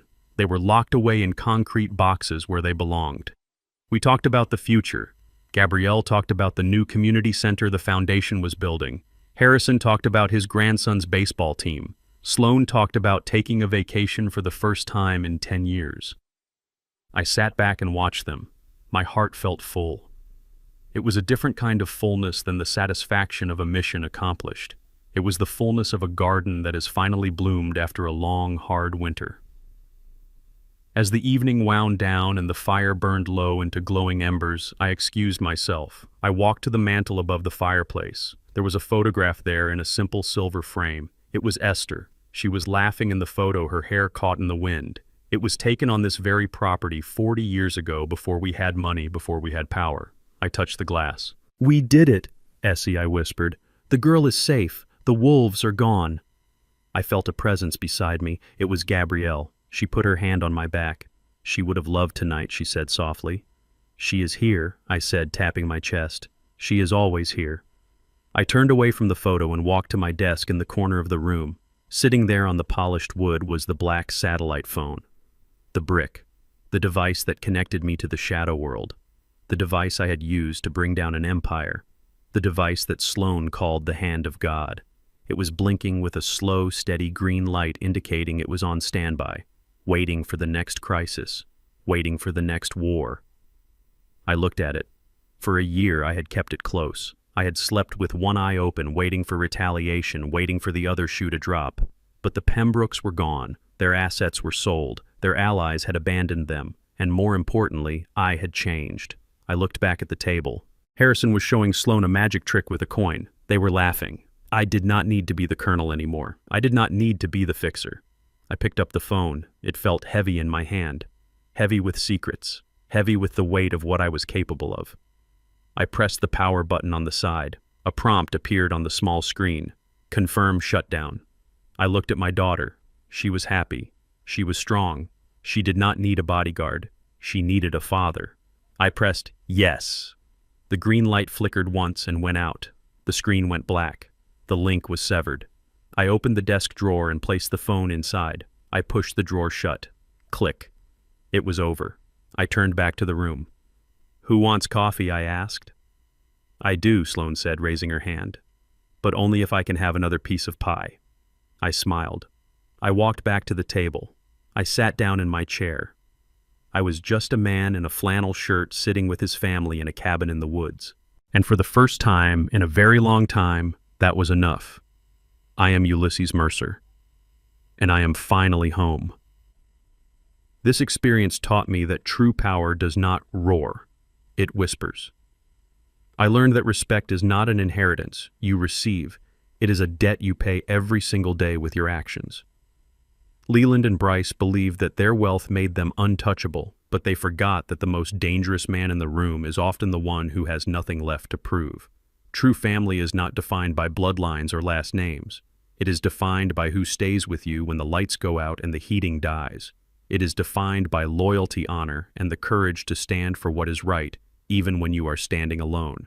Never mistake silence for weakness, because sometimes silence is just the sound of a trap being set. If you enjoyed watching the Pembrokes get exactly what they deserved, please hit the like button and subscribe to the channel.